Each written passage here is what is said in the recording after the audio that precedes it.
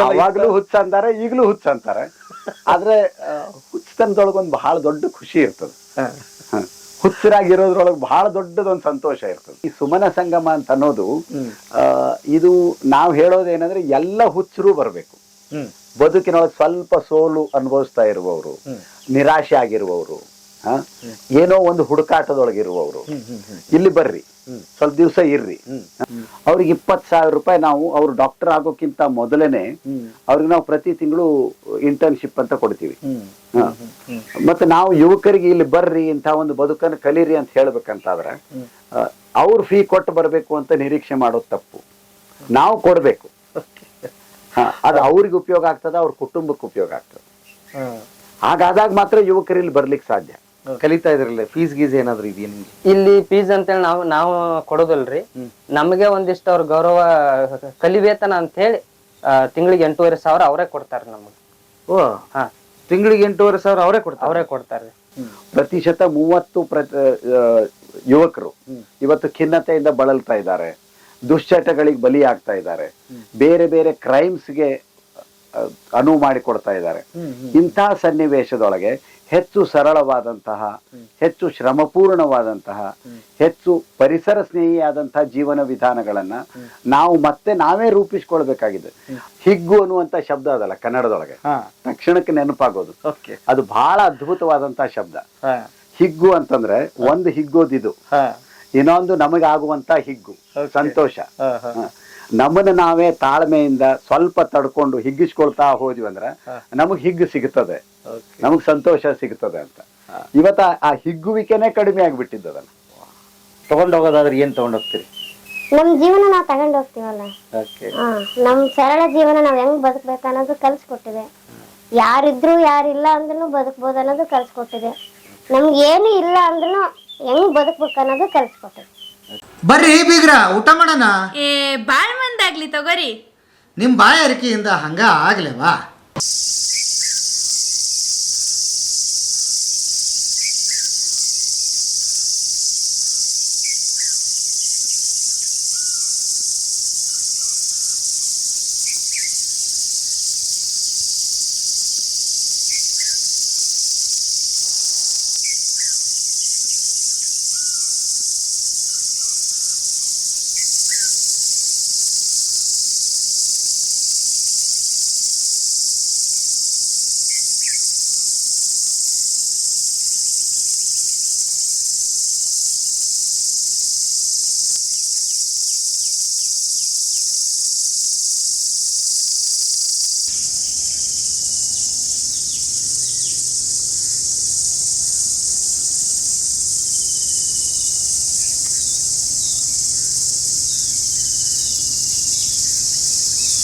ನಮಸ್ತೆ ಗೆಳೆಯರೇ, ಬದುಕಿನ ಬುತ್ತಿಗೆ ತಮಗೆ ಎಂದಿನಂತೆ ಆಧಾರದ ಸ್ವಾಗತ. ಇವತ್ತು ನಿಜಕ್ಕೂ ವಿಶೇಷವಾದ ಜಾಗದಲ್ಲೇ ನಿಂತಿದ್ದೀನಿ.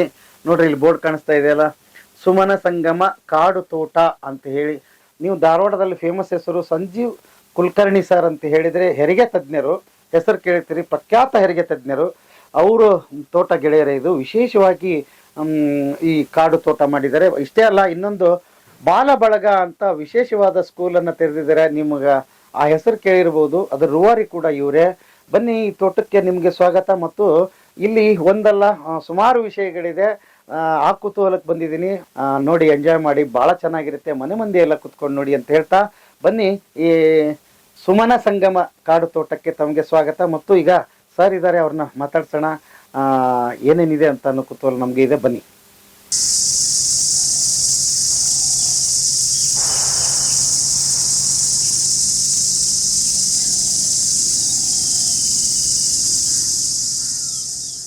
ಸರ್ ನಮಸ್ತೆ. ನಮ್ಮ ಭಾಗ್ಯ. ಓಹೋ, ನನ್ನ ಭಾಗ್ಯ, ನಮ್ಮ ಭಾಗ್ಯ. ಸುಮನ ಸಂಗಮ ಕಾಡು ತೋಟದ ಭಾಗ್ಯ. ಅದಕ್ಕೆ ಅರ್ಪಿಸ್ಬೇಡ. ಹೌದು. ಬಟ್ ಬಹಳ ದಿವಸದಿಂದ ಆಸೆ ಇತ್ತು ಸರ್, ನಿಮ್ಮ ನಮ್ಮ ವೀಕ್ಷಕರಿಗೆ ದರ್ಶನ ಮಾಡಿಸ್ಬೇಕಂತ. ಅದ್ರ ಅವಕಾಶ ಇವತ್ತು ಸಿಕ್ಕಿದೆ. ಮೊಟ್ಟ ಮೊದಲಿಗೆ ಹೇಳೋದೇನಂದ್ರೆ, ಇಲ್ಲಿಯ ಗಿಡಮರಗಳು, ಪಕ್ಷಿಗಳು, ಪ್ರಾಣಿಗಳು, ಕೀಟಗಳು, ಸೂಕ್ಷ್ಮ ಜೀವಿಗಳು ಎಲ್ಲರ ಪರವಾಗಿ ನಿಮಗೆ ಅತ್ಯಂತ ಹಾರ್ದಿಕವಾದಂತಹ ಸ್ವಾಗತ. ಆಮೇಲೆ ಈ ಸೌಂಡ್ ಇದೆ, ಏನು ಮಾತಾಡ್ಲೇಬಾರ್ದು ಅನ್ಸುತ್ತೆ. ಅದ್ ಕೇಳೋದು ಎಷ್ಟು ಮೌನ. ಮೌನ ನಮ್ಮ ಮೌನ ಅದು ಹೇಳ್ತಾ ಇರ್ತದೆ. ಹೌದು. ಹೌದು. ಬಹಳ ಇಲ್ಲಿ ಬಂದಾಗ ಫೀಲ್ ಆಯ್ತು ನನಗೆ. ಒಂದಿಷ್ಟು ಶಾರ್ಟ್ಸ್ ತೆಗೆದೆ ನಾನು. ಹ್ಮ್ ಈ ನಾವೇ ಹಿಂಗಿಡ್ತಿದ್ವಿ ಹೆಜ್ಜಿನ, ಎಲ್ಲಿ ಅದಕ್ಕೆ ಡಿಸ್ಟರ್ಬ್ ಆಗ್ಬಿಡುತ್ತಾ ಅಂತ ಅಲ್ವಾ? ಆ ಪ್ರಜ್ಞೆ ಬಂದ್ಬಿಡ್ತು ನೋಡ್ರಿ ಇಲ್ಲಿಗೆ. ಹೌದು ಹೌದು ಹೌದು. ಸುಮನ ಸಂಗಮ ಕಾಡು ತೋಟ ಅಂತ ಹೇಳಿದೆ. ಹೆಸರಿನ ಬಗ್ಗೆನೇ ಒಂದ್ ಸ್ವಲ್ಪ ನಾನು ಹಂಚ್ಕೊಳ್ಬೇಕು. ಸುಮನ ಸಂಗಮ, ಸಂಗಮ ಅಂತಂದ್ರೆ ಒಂದ್ ಕಡೆ ಸೇರೋದು ಅಂತ ನಮಗ್ ಗೊತ್ತು, ಎಲ್ಲವೂ ಒಂದ್ ಕಡೆ ಸೇರೋದು ಅಂತ. ಸುಮನ ಅನ್ನೋದಕ್ಕೆ ಎರಡು ಅರ್ಥ. ಸುಮನ ಅಂದ್ರೆ ಹೂವು, ಸುಮ ಅಥವಾ ಸುಮನ ಅಂದ್ರೆ ಹೂವು. ಎಲ್ಲಾ ತರದ ಹೂವುಗಳು ಇಲ್ಲಿ ಸೇರ್ಬೇಕು. ಎಷ್ಟು ವೈವಿಧ್ಯವೋ, ಎಷ್ಟು ಜೀವ ವೈವಿಧ್ಯ ಸಾಧ್ಯವೋ ಅಷ್ಟೆಲ್ಲವನ್ನು ಇಲ್ಲಿ ತರಬೇಕು ಅನ್ನೋದು ನಮ್ಮ ಮೊಟ್ಟ ಮೊದಲನೇ ಆಶಯ. ಎರಡನೇದ್ದು ಸುಮನ ಅಂದ್ರೆ ಸುಮನ, ಒಳ್ಳೆಯ ಮನಸ್ಸು. ಒಳ್ಳೆಯ ಮನಸ್ಸುಗಳಿಲ್ಲಿ ಬರಬೇಕು, ಒಳ್ಳೆಯ ಮನಸ್ಸುಗಳಿಲ್ಲಿ ಸೇರ್ತಾ ಇರಬೇಕು ಅಂತ. ಹಾಗಾಗಿ ಇದು ಸುಮನ ಸಂಗಮ ಕಾಡು ತೋಟ. ನಾವು 27 ವರ್ಷದ ಹಿಂದೆ ಈ 17 ಎಕರೆ ಜಮೀನನ್ನು ಖರೀದಿ ಮಾಡಿದಾಗ ಇಲ್ಲಿ ಒಂದೇ ಒಂದು ಮರನೂ ಇರಲಿಲ್ಲ. ಇದು ಪೂರ್ತಿ ಬೋಳಾಗಿತ್ತು. ಪೂರ್ತಿ ಬೋಳಾಗಿತ್ತು. 27 ವರ್ಷಗಳಿಂದ ನಾವು ಸತತವಾಗಿ ಪ್ರತಿ ವರ್ಷ ಸಸಿಗಳನ್ನು ನೆಡ್ತಾ ಇದ್ದೀವಿ, ಬೀಜಗಳನ್ನು ಹಾಕ್ತಾ ಇದ್ದೀವಿ. ನಿನ್ನೆ ಸುಮಾರು ಒಂದು 50 ಕಡೆ ಹಲಸಿನ ಬೀಜ ಹಾಕಿದ್ವಿ. ಪ್ರತಿ ವರ್ಷ ಹಾಕ್ತಾ ಇರೋದು, ಅವು ಹುಟ್ಟುತ್ತವೆ, ಬೆಳಿತವೆ. ಆದ್ರೆ ಇವತ್ತಿಗೂ ಕೂಡ ನೀವೇನು ಈ ಹಸಿರು ನೋಡ್ತಿರೋ ಇದ್ರೊಳಗೆ ಬಹುಶಃ 30, ಬಹಳ ಹೆಚ್ಚಂದ್ರೆ 40% ನಾವು ಹಚ್ಚಿ ಬೆಳೆಸಿದ್ದು. ಉಳಿದ 60% ಭೂಮಿ ತಾಯಿ ನಮಗೆ ಕೊಟ್ಟಿದ್ದು. ಪ್ರಾಣಿಗಳು, ಪಕ್ಷಿಗಳು, ಕೀಟಗಳು ಏನೇನೋ ಬೀಜ ತಂದು ಹಾಕಿ ತಾವಾಗೇ ಬೆಳೀತಾ ಬಂದಿರುವಂತದ್ದು, ಅದೇ ಆ ಪಾಲೇ ಹೆಚ್ಚು. ಈ ಹಸಿರೇನ್ ನೋಡ್ತಿರೋ ಇದ್ರೊಳಗೆ ನಮ್ಮ ಪಾಲು ಕಡಿಮೆ. ಭೂಮಿ ತಾಯಿ ಮಾಡಿರುವಂತಹ ಅದ್ಭುತ ಏನಿದೆಯೋ ಅದ್ರ ಪಾಲೇ ಹೆಚ್ಚು ದೊಡ್ಡದು. ಮೊದಲಿನಿಂದಲೂ ನಮಗೆ ಅರಣ್ಯವೇ ಗುರು, ಅರಣ್ಯವೇ ಗುರಿ. ಆದಷ್ಟು ಜೀವ ವೈವಿಧ್ಯ ತರಬೇಕು ಅಂತಿತ್ತು. ಹಾಗಾಗಿ ಅರಣ್ಯವೇ ಗುರು, ಅರಣ್ಯವೇ ಗುರಿ ಅನ್ನುವಂತಹ ಒಂದು ಏನು ಘೋಷವಾಕ್ಯವನ್ನು ಇಟ್ಕೊಂಡ್ಬಿಟ್ಟು ಪ್ರಯತ್ನ ಶುರು ಮಾಡಿದ್ವಿ. 27 ವರ್ಷಗಳ ನಂತರ ನಾವು ಬಹಳ ಅಭಿಮಾನದಿಂದ ಇದನ್ನೊಂದು ಕಾಡು ತೋಟ ಅಂತ ಇವತ್ತು ನಾವು ಹೇಳ್ಬೋದು. ಅಥವಾ ನೀವು ಹೇಳ್ತಿರಲಿಲ್ಲ, ನನಗೆ ಗೊತ್ತಿರಲಿಲ್ಲ. ನಾವು ಅಭಿಮಾನದಿಂದ ಹೇಳ್ತೀವಿ. ಇದು ಕಾಡು ತೋಟದ ತರ ಆಗಿದೆಯೋ ಇಲ್ವೋ ಅಂತ. ಯಾವುದು ಬೋಳಾಗಿತ್ತು ಇವತ್ತು ಇಷ್ಟೊಂದು ತರದ ಸಸ್ಯವರ್ಗವನ್ನ ನಮಗೆ ಇಲ್ಲಿ ಬೆಳೆಸ್ಲಿಕ್ಕಾಗಿದ್ದದೆ.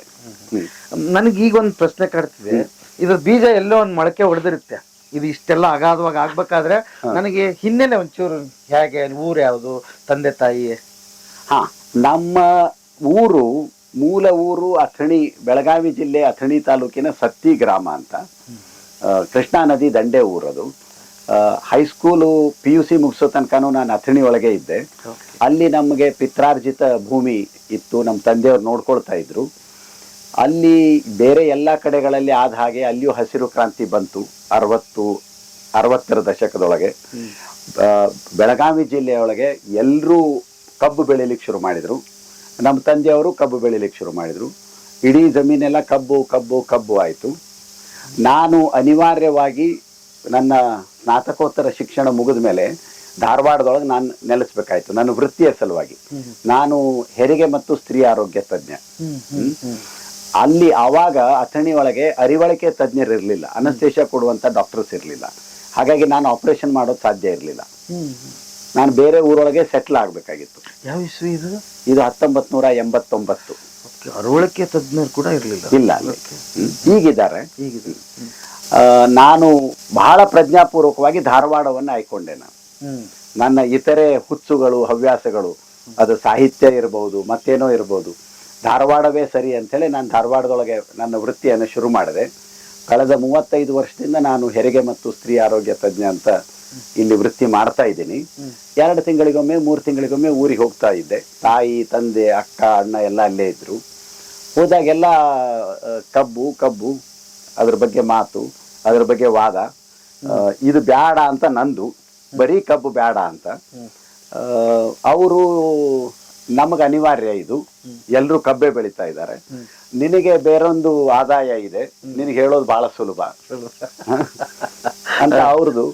ಆಮೇಲೆ ನನಗೆ ಅನಿಸ್ತು ಒಂದು 5-6 ವರ್ಷದ ನಂತರ, ಈ ಪ್ರತಿ ಸಲ ಹೋದಾಗ ಇದು ಬೇಡ, ನಾನು ಹೆಂಗಿದ್ರು ಧಾರವಾಡದೊಳಗೆ ನೆಲೆ ನಿಂತು ಬಿಟ್ಟಿದ್ದೀನಿ, ಸೊ ಇಲ್ಲಿಯೇ ಏನಾದರೂ ಪ್ರಯತ್ನ ಮಾಡೋಣ, ನನಗೆ ಹೆಂಗೆ ಬೇಕೋ ಅಂಥದ್ದನ್ನ ಇಲ್ಲಿ ಮಾಡೋಣ ಅಂತ ಹೇಳಿಬಿಟ್ಟು 1996 ಈ 17 ಎಕರೆ ಜಮೀನು ಖರೀದಿ ಮಾಡಿದ್ವಿ.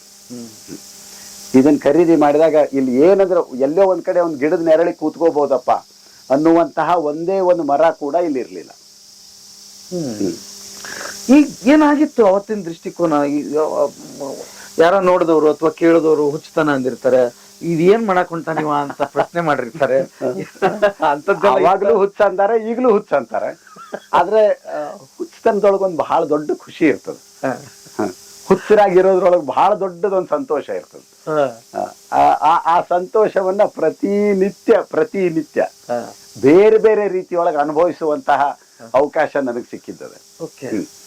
ಇದು 27 ವರ್ಷದ ಪ್ರಸವ ಅನ್ಬೋದಾ? ಪ್ರಸವ ಹೌದು. ಆದ್ರೆ ನನಗೆ ಬಹಳ ಮೊದ್ಲಿಂದ ಏನ್ ಗೊತ್ತಾಗ್ಬಿಡ್ತು ಅಂದ್ರ, ಇವತ್ತು ಹೇಗಿದೆಯೋ ಇದೇ ಚಂದ.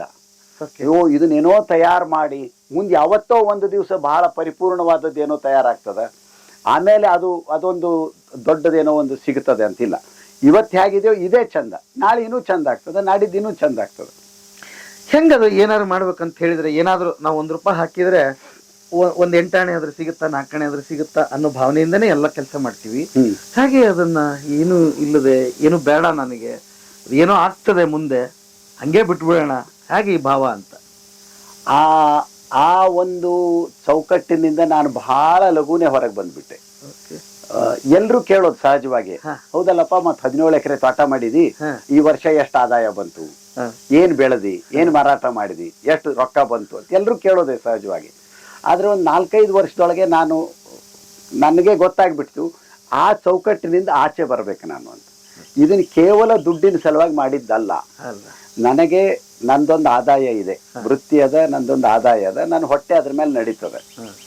ಇದರಿಂದ ನಾನು ದುಡ್ಡಿನ ರೂಪದ ಆದಾಯವನ್ನೇ ನಿರೀಕ್ಷಿಸಬಾರದು. ದುಡ್ಡಿನ ರೂಪದ ಆದಾಯ ಒಂದೇ ಆದಾಯ ಅಲ್ಲ, ಬೇರೆ 10 ಥರದ ಆದಾಯಗಳು. ಇಲ್ಲಿ ಬೆಳೀತಾ ಇರುವಂತಹ ಹಸಿರು, ಅದರಿಂದ ಸಿಗ್ತಾ ಇರುವಂತಹ ಸ್ವಚ್ಛವಾದಂತಹ ಗಾಳಿ, ಅದರಿಂದ ಸಿಗ್ತಾ ಇರುವಂತಹ ಹಣ್ಣುಗಳು, ಈ ಪ್ರಕೃತಿಯ ಜೊತೆಗಿನ ಒಡನಾಟ. ಎಷ್ಟೋ ಜನ ಬರೋದು, ಇವತ್ತು ನೀವು ಬಂದ್ರಿ, ನಿನ್ನೆ ಯಾರೋ ಬಂದಿದ್ರು. ನಾನು ಈಗ ಹೇಳಿದ ಹಾಗೆ ಈಗ ಒಂದು 10 ದಿವಸದಿಂದ ಒಡಿಸ್ಸಾದಿಂದ ಬಂದಂತಹ ದಂಪತಿಗಳಿದ್ದಾರೆ. ಅವ್ರ ಮಗಳಿದ್ದಾಳೆ ಕನ್ಯಾಕುಮಾರಿ ಅಂತ, ಕೊಕ್ಕೋ ಅಂತ, 5 ವರ್ಷದ ಹುಡುಗಿ. ಅದು ಎಷ್ಟು ಶಕ್ತಿಯ ಚಿಲುಮೆ ಅಂದ್ರೆ ಅವಳು, ನೀವು ನೋಡಿದ್ರೆ ಆಕಿನ್ನ ಇನ್ನು ಎದ್ದಿಲ್ಲ, ಅವಳು ಬಹುಶಃ ಎದ್ದಿಲ್ಲ. ಅದ್ಭುತವಾಗಿ ಒಂದು ಮಗುವನ್ನ ಹೇಗೆ ಬೆಳೆಸಬೇಕು, ಒಂದು ಅತ್ಯಂತ ಒಳ್ಳೆಯ ನಿದರ್ಶನ ಅಂದ್ರೆ ಆ ತಾಯಿ ತಂದೆ ಅವಳನ್ನು ಬೆಳೆಸ್ತಾ ಇರೋದು. ಅಂಥವ್ರು ಯಾರೋ ಬರ್ತಾರೆ. ಇವತ್ತು ಅಸ್ಸಾಂದಿಂದ ಅರ್ಜುನ್ ಭಾಯಿ ಮತ್ತು ಅವ್ರ ಮನೆಯವ್ರು ಬಂದಾರೆ.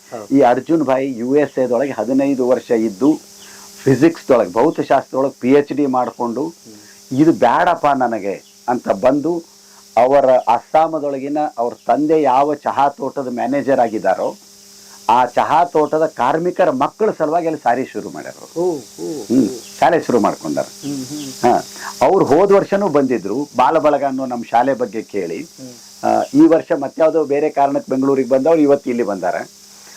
ಅವ್ರಿಗೆ ಏನೋ ಒಂದು ಹುಡುಕಾಟ, ಶಿಕ್ಷಣದ ಬಗ್ಗೆ, ಬದುಕಿನ ಬಗ್ಗೆ, ಧ್ಯಾನದ ಬಗ್ಗೆ.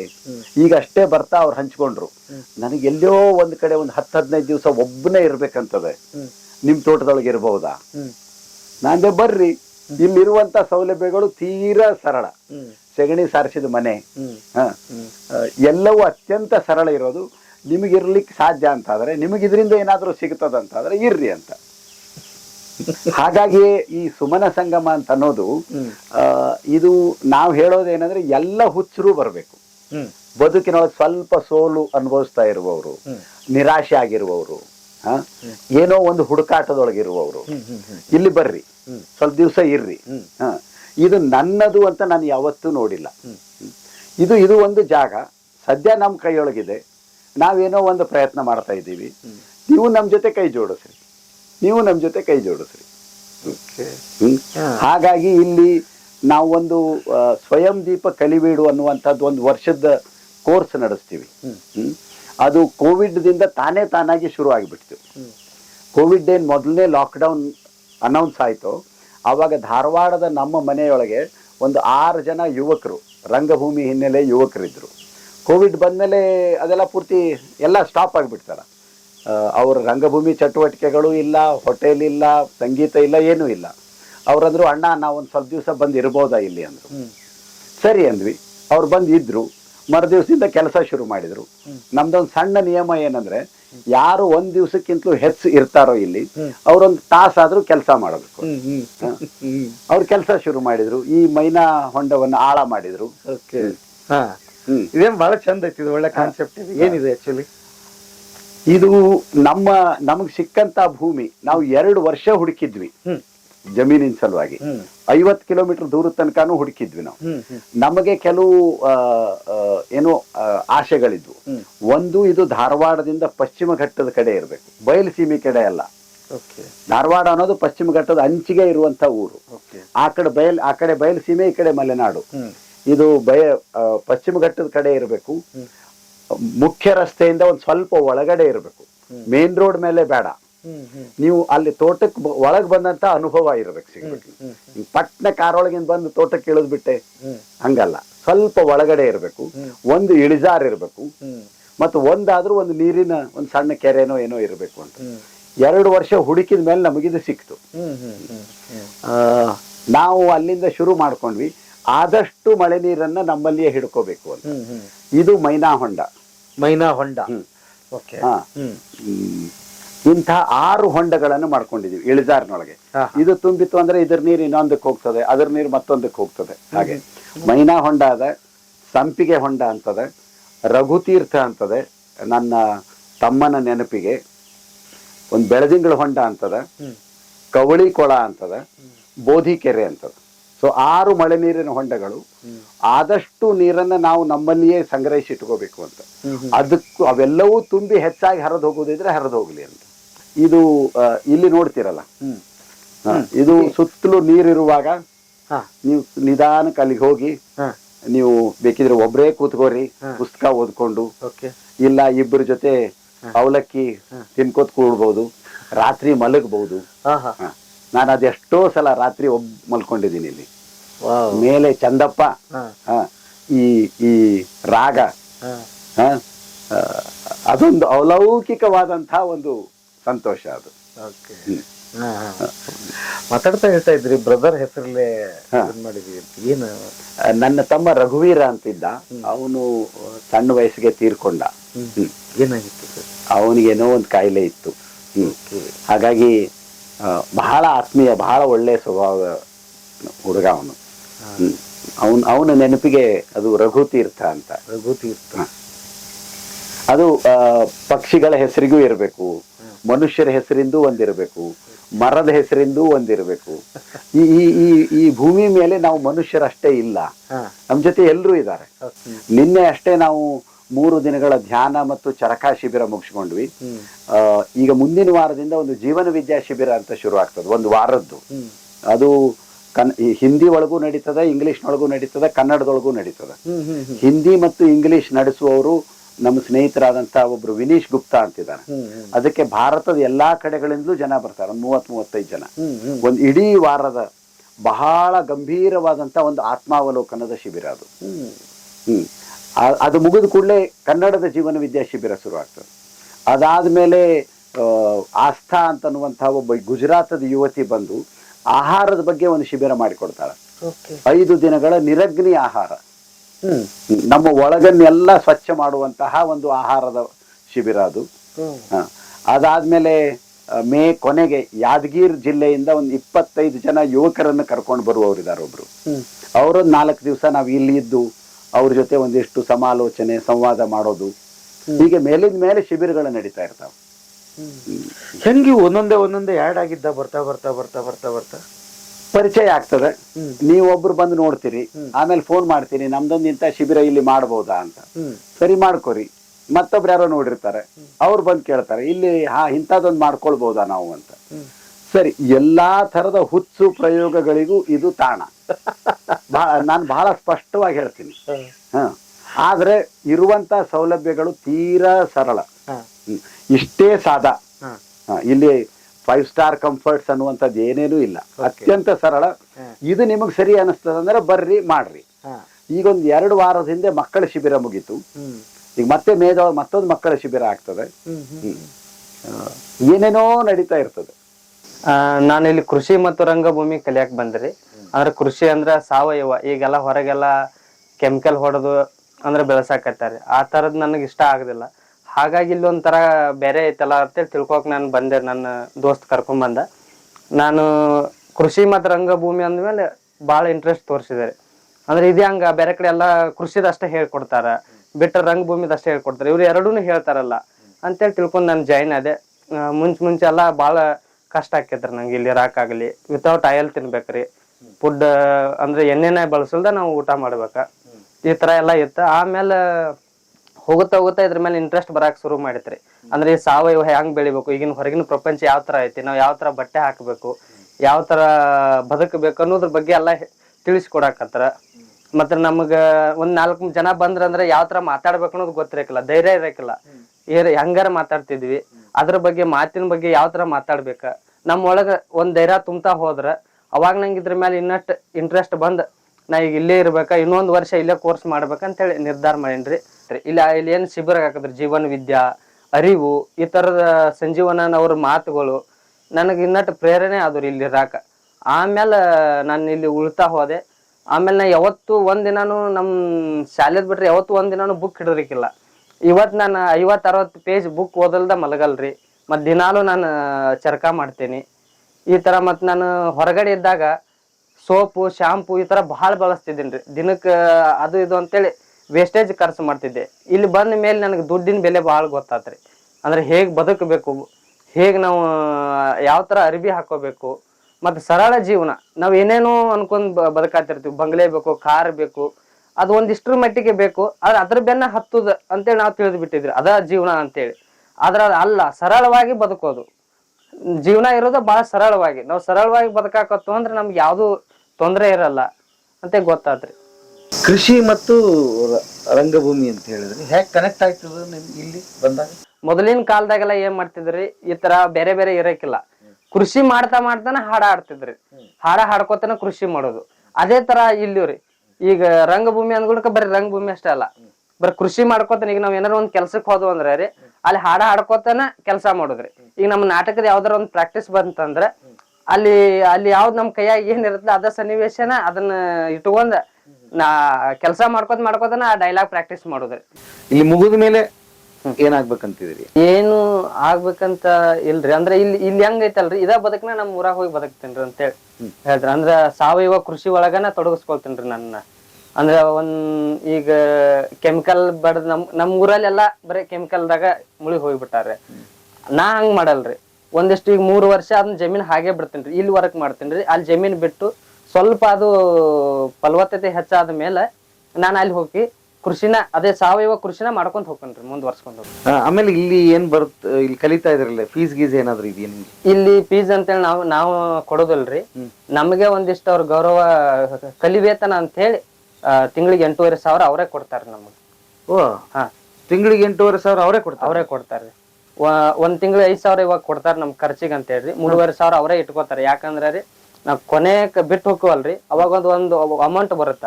ಅಮೌಂಟ್ ನ ತಗೊಂಡು ಹೋದ್ ಗಣಕ ನಾವ್ ಏನ್ ಮಾಡ್ಬೇಕು ಅನ್ನೋದು ಗೊತ್ತಿರಲ್ಲ. ಅಮೌಂಟ್ ಇಟ್ಕೊಂಡು ಏನಾರ ಒಂದ್ ಸಣ್ಣ ಬಿಸ್ನೆಸ್ ಸ್ಟಾರ್ಟ್ ಮಾಡ್ಕೋಬಹುದು.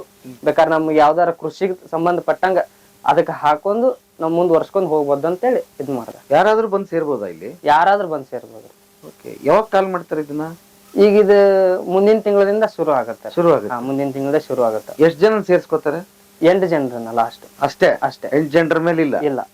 ಓ, ಏನ್ ಚಟುವಟಿಕೆ ಏನೇನಿರುತ್ತೆ? ಬೆಳಿಗ್ಗೆ ಧ್ಯಾನ, ಆಮೇಲೆ ಚರಕ ಮಾಡೋದು, ಹಾಡಾಡೋದು, ಹಾಡು ಕಲಿಯೋದು. ಯಾರ್ಯಾರಿಗೆ ಯಾವ್ದಾರಲ್ಲಿ ಇಂಟ್ರೆಸ್ಟ್ ಇದೆ ಅಲ್ಲ, ಹಾರ್ಮೋನಿಯಂ, ತಬಲ ಅದೆಲ್ಲ ಇದೆ ಇನ್ಸ್ಟ್ರೂಮೆಂಟ್, ಅವನ್ನೆಲ್ಲವನ್ನು ಬಾರ್ಸ್ ಕಲಿಬಹುದು ನಾವ. ಮತ್ತ ಆಮೇಲೆ ಈ ಬಂದ್ ಮನೆಗೆಲ್ಲ ಕಸ ಗುಡಿಸ್ಕೋತೀರಿ. ನೆಕ್ಸ್ಟ್ ಆಮೇಲೆ ತೋಟದ ಕೆಲ್ಸಕ್ಕೆ ಹೋಗ್ರಿ. ಒಬ್ಬರು ಅಡಿಗೆ ಮಾಡಕ್ ಹೋಗಾರ, ಅವ್ರಿಗೆ ಬರ್ಲಿ ಬಿಡ್ಲಿ ಅಡಿಗೆ ಮಾಡಕ್ ಹೋಗಾರ್ರಿ ಅವ್ರ. ಅಂದ್ರ ಅಡಿಗೆ ಎಲ್ಲಾರು ಕಲಿಬೇಕಂತೇಳಿ. ಆಮೇಲೆ ನಾವು ಉಳ್ದವ್ರೆಲ್ಲಾನು ಕೆಲಸ ಮುಗಿಸ್ಕೊಂಡ್ ಮಧ್ಯಾಹ್ನ 1:30ಗೆಲ್ಲ ಬಂದು ಮತ್ತೆ ಊಟ ರೆಡಿ ಇರುತ್ತೆ, ಊಟ ಮಾಡಿ ಒಂದ್ ಸ್ವಲ್ಪ ರೆಸ್ಟ್ ಮಾಡಿ ಮತ್ತೆ ನಾವ್ ಏನ್ ಥಿಯೇಟರ್ದ ಏನೈತಲ್ಲ ಅದಕ್ಕೆ ಹೋಗ್ರಿ. ಥಿಯೇಟರ್ದ ಆಕ್ಟಿವಿಟೀಸ್ ಮಾಡ್ಕೋತ ಕೂಳ್ತೇವೆ. ಮಾತಾಡ್ತಾ ಕೇಳ್ತಿದ್ದೆ ನಿಮ್ ಹುಡುಗರ್ನ, ಈ ಶಿಬಿರ ನಡೆಸ್ತೀರಿ, ಬಹಳ ಇಂಟ್ರೆಸ್ಟಿಂಗ್. ನನ್ಗೆ ಏನ್ ಅನ್ಸಿದ್ದು, ಹೊಸ ಪದ ಅಂತ ಹೇಳಿದ್ರೆ ಕೃಷಿ ಜೊತೆಗೆ ನಟನೆ, ಶಿಬಿರ ನಡೆಸ್ತೀರಿ. ಈ ಕಾನ್ಸೆಪ್ಟ್ ಹೇಗೆ? ಅದೇ ನಾನು ಹೇಳಿದ್ನಲ್ಲ, ಕೋವಿಡ್ದಿಂದಾಗಿ ಮೊದಲನೇ ತಂಡ ಏನು ಬಂತು 6 ಜನರದ್ದು, ಅವರು ರಂಗಭೂಮಿಯ ಕಲಾವಿದರು. ಅವರು ಬಂದರು, ಮೊದಲನೇ ಲಾಕ್ಡೌನ್ ಮುಗೀತು, ಸ್ವಲ್ಪ ಕೆಲಸ ಮಾಡಿದ್ರು. ಆಮೇಲೆ 2ನೇ ಲಾಕ್ಡೌನ್ ಅನೌನ್ಸ್ ಆಯಿತು. ಅವಾಗ ಗೊತ್ತಾಯ್ತು ಇನ್ನೊಂದು 6-8 ತಿಂಗಳಲ್ಲಿ ಇನ್ನು ಏನೂ ನಡೆಯೋದಿಲ್ಲ, ಈ ಕೋವಿಡ್ ಅನ್ನೋದು ಬಹಳ ದೊಡ್ಡ ಸಮಸ್ಯೆ ಅನ್ನೋದು. ಅವ್ರು ಇಲ್ಲೇ ಉಳ್ಕೊಂಡ್ರು. ಅವಾಗ ನಾವು 1 ವರ್ಷದ ಕೋರ್ಸ್ ಶುರು ಮಾಡ್ಕೊಂಡ್ಬಿಟ್ವಿ. ಅದು 1 ವರ್ಷದ ಕೋರ್ಸ್ ಹೇಗಂತಂದ್ರೆ, ಬೆಳಿಗ್ಗೆ ಧ್ಯಾನ, ಅದಾದ ನಂತರ ಮಧ್ಯಾಹ್ನದವರೆಗೂ ಕೃಷಿ ಕೆಲಸ. ಕೃಷಿ ಕೆಲಸ ಅಂದ್ರೆ ಏನು ಕೆಲಸ ಇವತ್ತು ಮಾಡಬೇಕಾಗಿದ್ದೇದೋ ಅದು ನೀರು ಹಾಕೋದಿರ್ಬೋದು, ಸಸಿ ಹಚ್ಚೋದಿರ್ಬೋದು, ಸೆಗಣಿ ಸಾರಿಸಿ ಯಾವುದೋ ಒಂದು ಮನೆ ಸ್ವಚ್ಛ ಮಾಡೋದಿರ್ಬೋದು. ಶ್ರಮಗೌರವ ಅನ್ನೋದನ್ನು ಸರಿಯಾಗಿ ಕಲಿಯೋದು, ಅರ್ಥ ಮಾಡ್ಕೊಳ್ಳೋದು, ಕಲಿಯೋದು.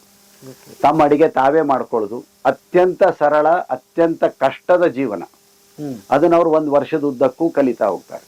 ಬೆಳಗ್ಗಿನಿಂದ ಮಧ್ಯಾಹ್ನದವರೆಗೆ ಕೃಷಿ, ಮಧ್ಯಾಹ್ನದ ನಂತರ ಹಾಡು, ಓದು, ಕುಣಿತ, ನಾಟಕ, ಅದೆಲ್ಲ. ಅದಕ್ಕೆ ಬೇರೆ ಬೇರೆದವರೇ ಫ್ಯಾಕಲ್ಟಿ ಇದಾರೆ. ಬೇರೆ ಬೇರೆ ಸಂಪನ್ಮೂಲ ವ್ಯಕ್ತಿಗಳನ್ನು ಕರ್ಕೊಂಡ್ ಬರ್ತಾ ಇರ್ತೀವಿ, ಅವ್ರನ್ನ ಕರೆಸ್ಕೊಳ್ತಾ ಇರ್ತೀವಿ. ನಾಟಕದ ಸಲುವಾಗೇ ಬರುವವರು ಬೇರೆ. ಕಳರಿ ಪಯಟ್ಟು ಶಿಬಿರ ಮಾಡಿದ್ವಿ, ಅದಕ್ಕೆ ಬಂದಂಥವ್ರು ಬೇರೆ. ಆಮೇಲೆ ಆಹಾರದ ಬಗ್ಗೆ ಮತ್ತು ಧ್ಯಾನದ ಬಗ್ಗೆ ಮತ್ತೊಂದರ ಬಗ್ಗೆ ಬರುವವರು ಬೇರೆ. ಬೇರೆ ಬೇರೆ ಸಂಪನ್ಮೂಲ ವ್ಯಕ್ತಿಗಳು ಬರ್ತಾ ಇರ್ತಾರೆ. Okay okay. ಆಮೇಲೆ ಅವ್ರಿಗೆ 1 ವರ್ಷದ ಕೋರ್ಸ್ ಜೊತೆಗೆ ಬಹಳ ಇನ್ನೊಂದು ಇಂಟ್ರೆಸ್ಟಿಂಗ್ ಏನಂತಂದ್ರೆ, ಸರ್ ನೀವು ನಮ್ ತರ ಎಲ್ಲ ನಮ್ಗೆ ಹಣ ಸಿಗ್ತದೆ ಇಲ್ಲಿ. ಹೌದು. ಅದ್ ಯಾಕಂತಂದ್ರೆ ಬೇರೆ ಎಲ್ಲಾ ಕೋರ್ಸ್ಗಳಲ್ಲಿ ಅವ್ರು ಫೀ ಕೊಟ್ಟು ಬರ್ಬೇಕು. ಹೌದು, ತರಬೇತಿಗೆ. ಆದ್ರೆ ನಾನೇನ್ ಅನ್ಕೊಂಡೆ ಅಂದ್ರೆ, ಇವತ್ತು ಒಂದು ಕಡೆಯಿಂದ ಕೃಷಿಗೆ ಯುವಕರು ಬರ್ತಾ ಇಲ್ಲ ಅನ್ನುವಂಥದ್ದು ಕೂಗನ್ನು ನಾವು ಕೇಳ್ತೀವಿ. ಹೌದಾ? ಕೃಷಿಯಿಂದ ಎಲ್ಲರೂ ಹೊರಗೆ ಹೋಗ್ತಾರೆ. ಈ ತರದ ಶ್ರಮದ ಬದುಕನ್ನು ಅರ್ಥ ಮಾಡ್ಕೊಳ್ಳುವವರು, ಅದನ್ನು ಕಲಿಯುವವರು, ಮತ್ತು ನಮ್ಮ ಬಹಳ ಸ್ಪಷ್ಟವಾದಂತಹ ಉದ್ದೇಶ ಏನಂದ್ರೆ, ಇದು ಕನ್ನಡದ ಮಕ್ಕಳಿಗೆ ಸಿಗಬೇಕು ಅಂತ. ಯಾರಿಗೆ ಹಿಂದಿ ಬರ್ತದೋ, ಯಾರಿಗೆ ಇಂಗ್ಲಿಷ್ ಬರ್ತದೋ, ಅವ್ರಿಗೆ ಇಡೀ ಜಗತ್ತಿನೊಳಗೆ ಬೇರೆ ಬೇರೆ ಅವಕಾಶಗಳು ತಾವಾಗಿ ಸಿಗ್ತಾ ಇರ್ತಾವ. ಬರೀ ಕನ್ನಡ ಬರುವಂತಹ ಮಧ್ಯಮ, ಕೆಳ ಮಧ್ಯಮ ವರ್ಗದ ಮಕ್ಕಳು, ಗ್ರಾಮಾಂತರ ಪ್ರದೇಶದ ಯುವಕರು ಬಹಳ ಜಾಣರಾಗಿರ್ತಾರೆ, ಬಹಳಷ್ಟು ಪ್ರತಿಭೆ ಇರ್ತದೆ, ಅವಕಾಶಗಳು ಸಿಕ್ಕಿರೋದಿಲ್ಲ. ಅಂಥವ್ರು ಇಲ್ಲಿ ಬರಬೇಕು ಅಂತ. ಹಾಗಾದ್ರೆ ಬರಬೇಕು ಅಂತಂದ್ರೆ ನಾವು ಅವರನ್ನ, ಈಗ MBBS ಓದಿದವರು ಅವ್ರು ಕೊನೆ 1 ವರ್ಷ ಹೌಸ್ಮನ್ಶಿಪ್ ಅಂತ ಮಾಡ್ತಾರೆ, ಇಂಟರ್ನ್ಶಿಪ್ ಅಂತ ಮಾಡ್ತಾರೆ.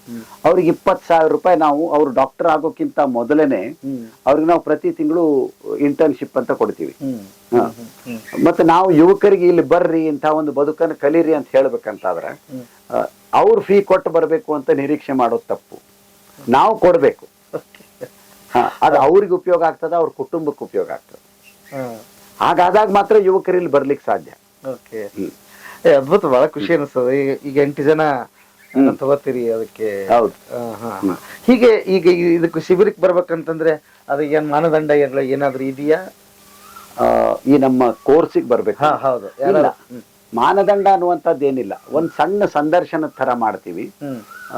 ಅವರು ಇದನ್ನ ಅರ್ಥ ಮಾಡ್ಕೊಂಡು, 1 ವರ್ಷ ನಾನು ಇಲ್ಲಿ ಇರ್ತೀನಿ, ನನಗೇನೋ ಇದರಿಂದ ಸಿಗುತ್ತದೆ ಅನ್ನೋದು ಅವ್ರಿಗೆ ಗೊತ್ತಾಯ್ತು ಅಂದ್ರೆ ಅವ್ರು ಬಂದ್ಬಿಡ್ತಾರೆ. ನಾವು ಇಷ್ಟೇ ಕಲಿತಿರ್ಬೇಕು ಅಂತಿಲ್ಲ. ಶಿಕ್ಷಣಾರ್ಹತೆ ಅನ್ನೋದು ಮುಖ್ಯ ಅಲ್ವೇ ಅಲ್ಲ. ಒಂದು ಉತ್ಸಾಹ ಇರಬೇಕು, ಒಂದು ಜಿಗಟುತನ ಇರಬೇಕು, ಅಂತವ್ರು ಬರ್ಬೇಕಷ್ಟೆ. ಆಮೇಲೆ ನಾವು ಕೃಷಿ ಜೊತೆಗೆ ಹಾಡ್ತಾ ನಾವು ಕೃಷಿ ಮಾಡ್ತೀವಿ, ಕಲಿತೀವಿ ಅಂದ್ರೆ ಬಹಳ ಅಂದ್ರೆ ಸುಮ್ನೆ ಡೈಲಾಗ್ ಹೇಳೋದ್ ಬೇರೆ, ಕೆಲಸ ಮಾಡ್ಕೊಂಡು ಅದನ್ನ ಪ್ರಾಕ್ಟೀಸ್ ಮಾಡೋದ್ ಬೇರೆ. ನೀವು ಇವ್ರನ್ನ ನೋಡ್ಬೇಕು, ಅವ್ರು ಹೆಂಗ್ ಕೆಲಸ ಮಾಡ್ತಾರೆ ಮತ್ತೆ ಹೆಂಗ್ ಹಾಡ್ಕೊಂಡು ಕೆಲಸ ಮಾಡ್ತಾರೆ ಅಂತ. ಯಾಕೆಂದ್ರೆ ನೋಡ್ರಿ, ನಾವು ಹಂತಿ ಪದ ಇತ್ತು, ನಮ್ಮ ಇದನ್ನ ಮರ್ತು ಬಿಟ್ವಿ. ಹಂತಿ ಪದ ಹಾಡ್ಕೊಂಡು ನಾವು ಗಳೆ ಹೊಡೆಯವ. ಆಮೇಲೆ ಬೀಸುಕಲ್ ಪದ ಇತ್ತು. ಎಲ್ಲ ಈ ಬದುಕಿನೊಳಗೆ ಕಲೆ ಅನ್ನೋದು ಅವಿಭಾಜ್ಯವಾಗಿ ಹೆಣ್ಕೊಂಡಿತ್ತು. ಈ ಆಧುನಿಕ ಬದುಕಿನೊಳಗೆ ನಾವು ಅದನ್ನ ದೂರ ಕಳಿಸಿ ಯಾರೋ ಒಬ್ಬ ಒಳ್ಳೆ ಗಾಯಕರು ಬಂದು ಹಾಡಬೇಕು ನಮ್ಮ ಸಲುವಾಗಿ, ಅದು ಒಳ್ಳೆಯ ಸಂಗೀತ ಅಂತ. ನೀವು ಕೂಡ ಸಂಗೀತವನ್ನ ಸೃಷ್ಟಿ ಮಾಡಬಹುದು. ನಾವು ಮನೆಯೊಳಗೆ ಕಲೆಯನ್ನ ಸೃಷ್ಟಿ ಮಾಡಬಹುದು, ಅದನ್ನ ಆನಂದಿಸಬಹುದು. ಇಂಥ ಒಂದು ಸಣ್ಣ ಪ್ರಯೋಗವನ್ನ ನಾವು ಮಾಡ್ತಾ ಇದ್ದೀವಿ. ನನಗೆ ದಕ್ಕಿದಷ್ಟು. ಹೌದು ಅಲ್ವಾ? ಹೌದು. ಇದೇನು ಮೈನಾ ಹೊಂಡ ಅಂತ ಹೇಳಿದ್ ನಾವು, ಇದು ಬೇಸಿಗೆ ಒಳಗೆ ಹಿಂಗಿರ್ತದೆ. ಇದೇ ಒಂದು ಮುಕ್ತಾಂಗಣ. ಗಾಯಕರು ಅಲ್ಲಿ ಕೂತ್ಕೊಂಡು ಹಾಡ್ತಾರೆ, ನಾವೆಲ್ಲರೂ ಇಲ್ಲಿ ಕೂತ್ಕೊಂಡು ಕೇಳೋದು. ವಾವ್. ಹಾ ಇಲ್ಲಿ ನಮ್ಮ ಸೂರಂ ಯಕ್ಕುಂಡಿ ಅವರ ಹಾ ಕವನಗಳ ಕವಿಗೋಷ್ಠಿ ಇಟ್ಕೊಂಡಿದ್ವಿ, ಹಾ ಕಾವ್ಯ ವಾಚನ ಮಾಡಿದ್ವಿ. ಓಕೆ. ಹ ಆ, ಸಾಹಿತ್ಯನೂ ಇರ್ಬೇಕು ನಮಗೆ. ಹಾ ಹ? ಆಯ್ತು. ಈಗ ಚರಕಕ್ಕೆ ಬರೋಣ. ಹಾ. ಅದು ಹೇಗೆ ಶುರುವಾಗಿದ್ದು ಚರಕದ್ದು? ಓಹೋ, ಚರಕನೇ ಒಂದು ದೊಡ್ಡ ಅಧ್ಯಾಯ. ಹ. ನಮಗೆ ಅದರ ಚರಿತ್ರೆ ಸ್ವಲ್ಪ ಮಟ್ಟಿಗೆ ಗೊತ್ತು. ನಮಗೇನು ಅಂತಂದ್ರೆ ಚರಕ ಅಂದ್ರೆ ಗಾಂಧಿ, ಗಾಂಧಿ ಅಂದ್ರೆ ಚರಕ ಅಷ್ಟೇ ಗೊತ್ತಿರೋದು ಹ. ನನಗೆ. ಗಾಂಧಿ ಅಂತಂದ್ರೆ ಆ ಚರಕದ ಜೊತೆ ಇರುವಂತ ಚಿತ್ರ, ಹಾ ಇಷ್ಟು ದೊಡ್ಡ ಗಾಲಿಯ ಚರಕ ಅಂತ. ಹಾ ಆದ್ರೆ ನಮ್ಮ ಶಿಕ್ಷಣದ ದುರಂತ, ನಮ್ಮ ಸಮಾಜದ ದುರಂತ ಏನು ಅಂತಂದ್ರೆ 1932-33 ಸುಮಾರಿಗೆನೆ, ಸುಮಾರು 90 ವರ್ಷಗಳ ಹಿಂದೆ ಗಾಂಧಿ ಮಾಡಿದ್ದ ದೊಡ್ಡ ಪ್ರಯತ್ನ ಏನಂದ್ರೆ, ಗಾಂಧಿಗೆ ಅರ್ಥ ಆಗಿತ್ತು ನಮ್ಮ ಜನರ ಬಡತನವನ್ನ ಕಡಿಮೆ ಮಾಡಬೇಕಾದ್ರೆ ಕೃಷಿಯ ಜೊತೆಗೆ ಇನ್ನೊಂದು ಆದಾಯದ ಮೂಲ ಇರಬೇಕು ಅಂತ.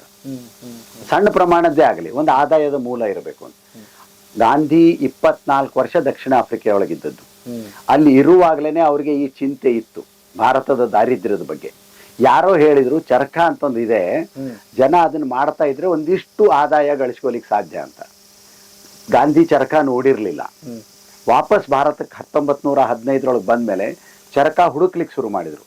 2 ವರ್ಷದ ನಂತರ ಅವರಿಗೆ ಗುಜರಾತದ ಒಂದು ಹಳ್ಳಿ ಒಳಗೆ ಒಬ್ಬ ಕಮಲಾಬೆನ್ ಮುಜುಮ್ದಾರ್ ಅನ್ನುವಂತ ದಲಿತ ವಿಧವೆ ತೋರಿಸ್ತಾಳೆ ಚರಕ ಏನು ಅಂತ.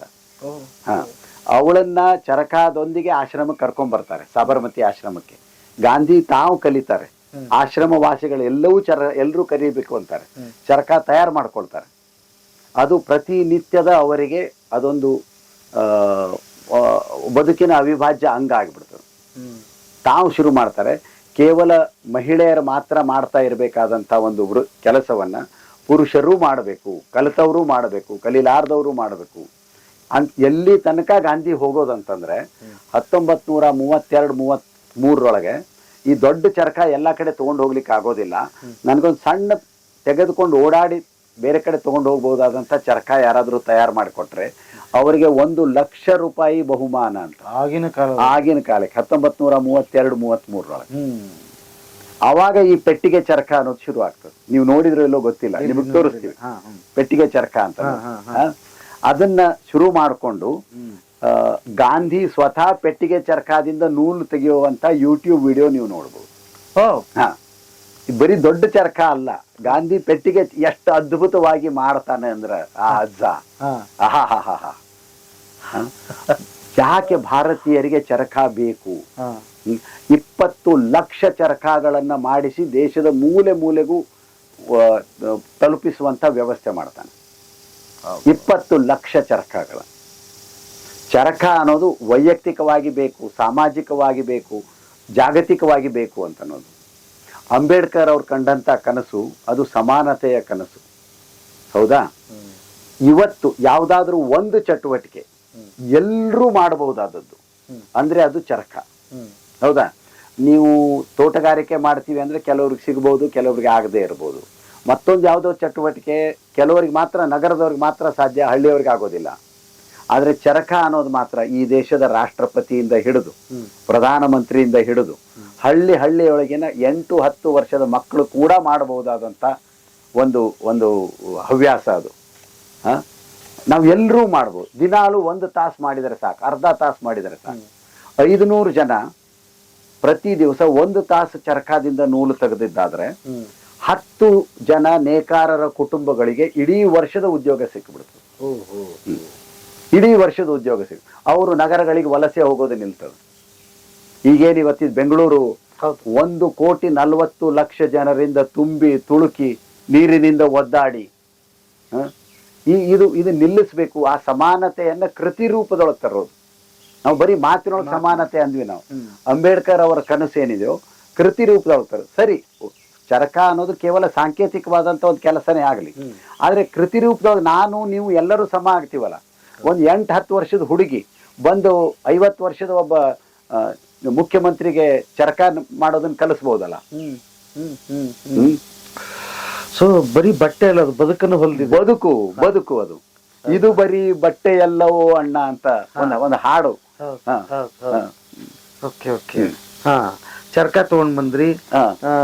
ಇಲ್ಲೊಂದು ಇದನ್ನ ತೋರಿಸ್ಬೇಕು. ಏನಿದು? ಇದೊಂದು ಗಿಡ ಕಾಣಿಸ್ತಲ್ಲ, ಸರಳ ಎತ್ತರ ಬಂದಿರೋದು. ಈಗ ಒಂದು 4 ಹೂ ಎಲೆ ಕಾಣ್ತದಲ್ಲ ಇದು. ಇದು ಬೇವಬಾಬ್ ಅಂತ, ಆನೆ ಹುಣಸೆ ಮರ ಅಂತ. ಬಸು ನೀ ಅಲ್ಲಿ ಹೋಗಿ ನಿಲ್ತಿ ಅಂದ್ರೆ ಅದು ಸರಿಯಾಗಿ ಯಾವ್ದಂತ ಗೊತ್ತಾಗ್ತೈತಿ. ಇದು ಆಫ್ರಿಕಾ ಮೂಲದ ಸಸ್ಯ ಇದು. ಜಗತ್ತಿನೊಳಗೆ ಅತ್ಯಂತ ದೀರ್ಘಕಾಲ ಬಾಳುವಂತಹ ಸಸ್ಯಗಳಲ್ಲಿ ಇದು ಒಂದು. 5,000 ವರ್ಷ ಇರ್ತದೆ. 5,000? ಅದು ಅದು 5,000 ವರ್ಷ ಇರ್ತದೆ. ವಿಶೇಷ ಏನು ಅಂತಂದ್ರೆ ಎತ್ತರಕ್ಕೆ ಸುಮಾರು 60-70 ಫೂಟ್ ಅಷ್ಟೇ ಹೋಗ್ತದೆ, ಅಗಲಕ್ಕೆ 30 ಫೂಟ್ ಅಗಲ ಆಗ್ತದೆ. ಹಾ, ಅಂದ್ರೆ ನಿಮಗೆ 30x30 ಒಂದು ಪ್ಲಾಟ್ ಸಿಕ್ಕಂಗೆ. ಅದರೊಳಗೆ ಮನೆ ಮಾಡ್ಕೊಂಡಿರ್ತದ ಆಫ್ರಿಕಾದ ಮೂಲ ನಿವಾಸಿಗಳು. ಒಂದೇ ಮರದ ಬೊಡ್ಡೆ ಒಳಗೆ 1000 ವರ್ಷ ಇದ್ದಂತಹ ನಿದರ್ಶನಗಳಿದಾವೆ. ಈ ಮರ ನಿಜವಾಗಿಯೂ ಕಲ್ಪವೃಕ್ಷ. ಅದು ಆಶ್ರಯ ಕೊಡ್ತದೆ, ಆಹಾರ ಕೊಡ್ತದೆ. ಅದ್ರ ಹೂವು ಚಿಗುರು ಅದನ್ನು ಆಹಾರವಾಗಿ ಸೇವಿಸ್ತಾರೆ. ಔಷಧ ಕೊಡ್ತದೆ. ಒಂದು ಕೊಡ್ಲಿಯಿಂದ ಸ್ವಲ್ಪ ಪೆಟ್ಟು ಹಾಕಿದ್ರೆ ನೀರು ಸಿಗ್ತದೆ, ಲೀಟರ್ ಗಟ್ಲೆ ನೀರು ಬರ್ತದೆ. ಅದರ ತೊಗಟೆಯಿಂದ ಬಟ್ಟೆ ಮಾಡ್ಕೋತಾರೆ. ಎಲ್ಲವನ್ನೂ ಕೊಡುವಂತಹ ಒಂದು ಮರ ಅದು ಆನೆ ಹುಣಸೆ ಮರ ಅಂತ, ಬೇವಬಾಬ್ ಟ್ರೀ ಅಂತ. ನಮಗೆ ಸವಣೂರ್ ಹತ್ರ ಇದು ದೊಡ್ಡ ಹುಣಸೆ ಮಠ ಅಂತಾನೆ ಒಂದದ. ಅಲ್ಲಿ 3 ಮರಗಳಿದಾವೆ ಇಷ್ಟ ಅಗಲದ. ಸೊ ಅಲ್ಲಿಂದ ನಾವು ಕಾಯಿ ತಂದು ಅದ್ರ ಬೀಜ ಸಂಸ್ಕರಣೆ ಮಾಡಿ ಸಸಿ ಮಾಡಿ ಇಲ್ಲಿ ನಮ್ಮ ಹತ್ರ 2 ಇದಾವೆ ಇವು ಈಗ. ನಮ್ಮದೇ ಅದು ನೀವು ಸಂಸ್ಕರಣೆ ಮಾಡಿ. ಅದಕ್ಕೆ ನಾನು ಎಲ್ಲರಿಗೂ ಹೇಳೋದೇನಂದ್ರೆ ನೀವು ಒಂದು 500 ವರ್ಷ ಬಿಟ್ಟು ಬರ್ಬೇಕು ಇಲ್ಲಿಗೆ, ಅವಾಗ ಇಷ್ಟು ದಪ್ಪ ಆಗಿರ್ತದ ಅದು ಅಂತ. ಅದಕ್ಕಾದ್ರೂ ಬದುಕಿರ್ಬೇಕು, ಅದಕ್ಕಾದ್ರೂ ಬದುಕಿರ್ಬೇಕು ನೀವು. ಅದ್ಭುತ ಸರ್. ನಿಮಗೆ ಇಲ್ಲಿ ತೋರಿಸ್ಬೇಕಾದದ್ದು, ಈಗ ಸದ್ಯಕ್ಕೆ ನಿಂತು ತೋರಿಸ್ಬೇಕಾದದ್ದು ಅದು ಶ್ರೀಗಂಧ. ಓಕೆ, ಇದು ಶ್ರೀಗಂಧ, ಇದು ಶ್ರೀಗಂಧ. 3 ಮತ್ತಿಯಲ್ಲಿ ಶ್ರೀಗಂಧ, ಇದು ಶ್ರೀಗಂಧ. ಯಾವುದೇ ಒಂದು ಶ್ರೀಗಂಧದ ಸಸಿಯನ್ನು ನಾವು ಹಚ್ಚಿದ್ದಲ್ಲ, ಪಕ್ಷಿಗಳಿಂದ ಬಂದದ್ದು. ಹೌದಾ? ಇವತ್ತು ನಮ್ಮ ತೋಟದೊಳಗೆ ಸಾವಿರಾರು ಅಂತ ಹೇಳೋದು ತಪ್ಪಾದೀತು, 100 100 ಶ್ರೀಗಂಧದ ಸಸಿಗಳು ತಾವೇ ಹುಟ್ಟಿ ಬೆಳೀತಾ ಇರೋದು. ಹಾಗಾದ್ರೆ ಅದ್ರ ಪಾಡಿಗೆ ಅದನ್ನ ಬಿಡ್ಬೇಕು ಅಂತ ಬಿಟ್ಟು ಬಿಡ್ಬೇಕು, ಬೆಳೀತಾ ಇರ್ತಾವ. ನಾವ್ ಎಷ್ಟು ಎಣಿಸ್ತೀವೋ ಅಷ್ಟು ಶ್ರೀಗಂಧ ಇಲ್ಲಿ. ಓಕೆ, ಇದು ಶ್ರೀಗಂಧ, ಇದು ಶ್ರೀಗಂಧ. ಓಕೆ, ಒಟ್ಟು 17 ಎಕರೆ ಇದೆ ಅಂತ. 17 ಎಕರೆ. ಇದು ದೊಡ್ಡವರ ನೆರಳು ಅಂತ ಕರೆಯೋ ಜಾಗ ಇದು. ದೊಡ್ಡವರ ನೆರಳು. ಏನ್ ಸರ್ ಇದು? ಇಲ್ಲಿ 2 ದೊಡ್ಡವರಿದ್ದಾರೆ. ಓಕೆ, ಒಬ್ರು ಇವ್ರು. ವೃಕ್ಷ ಮಾತೆ. ನಾವ್ ಇಷ್ಟು ಸಸಿ ಹಚ್ಚಿದ್ದು. 25 ವರ್ಷದೊಳಗೆ ಇವತ್ತದಿಷ್ಟು ದೊಡ್ಡ ಮರ ಆಗಿ ತನ್ನ ಬೀಳಲು ಬೇರುಗಳನ್ನು ಕೊಡ್ತಾ ಇರೋದು. ಅಂದ್ರೆ ಹಳೇ ಮರ ಏನು ಅನ್ನುವಂಥದ್ದಾಗ್ಲೇ ನೋಡ್ಲಿಕ್ಕೆ ಸಿಕ್ಬಿಡ್ತದೆ ನಮಗೆ.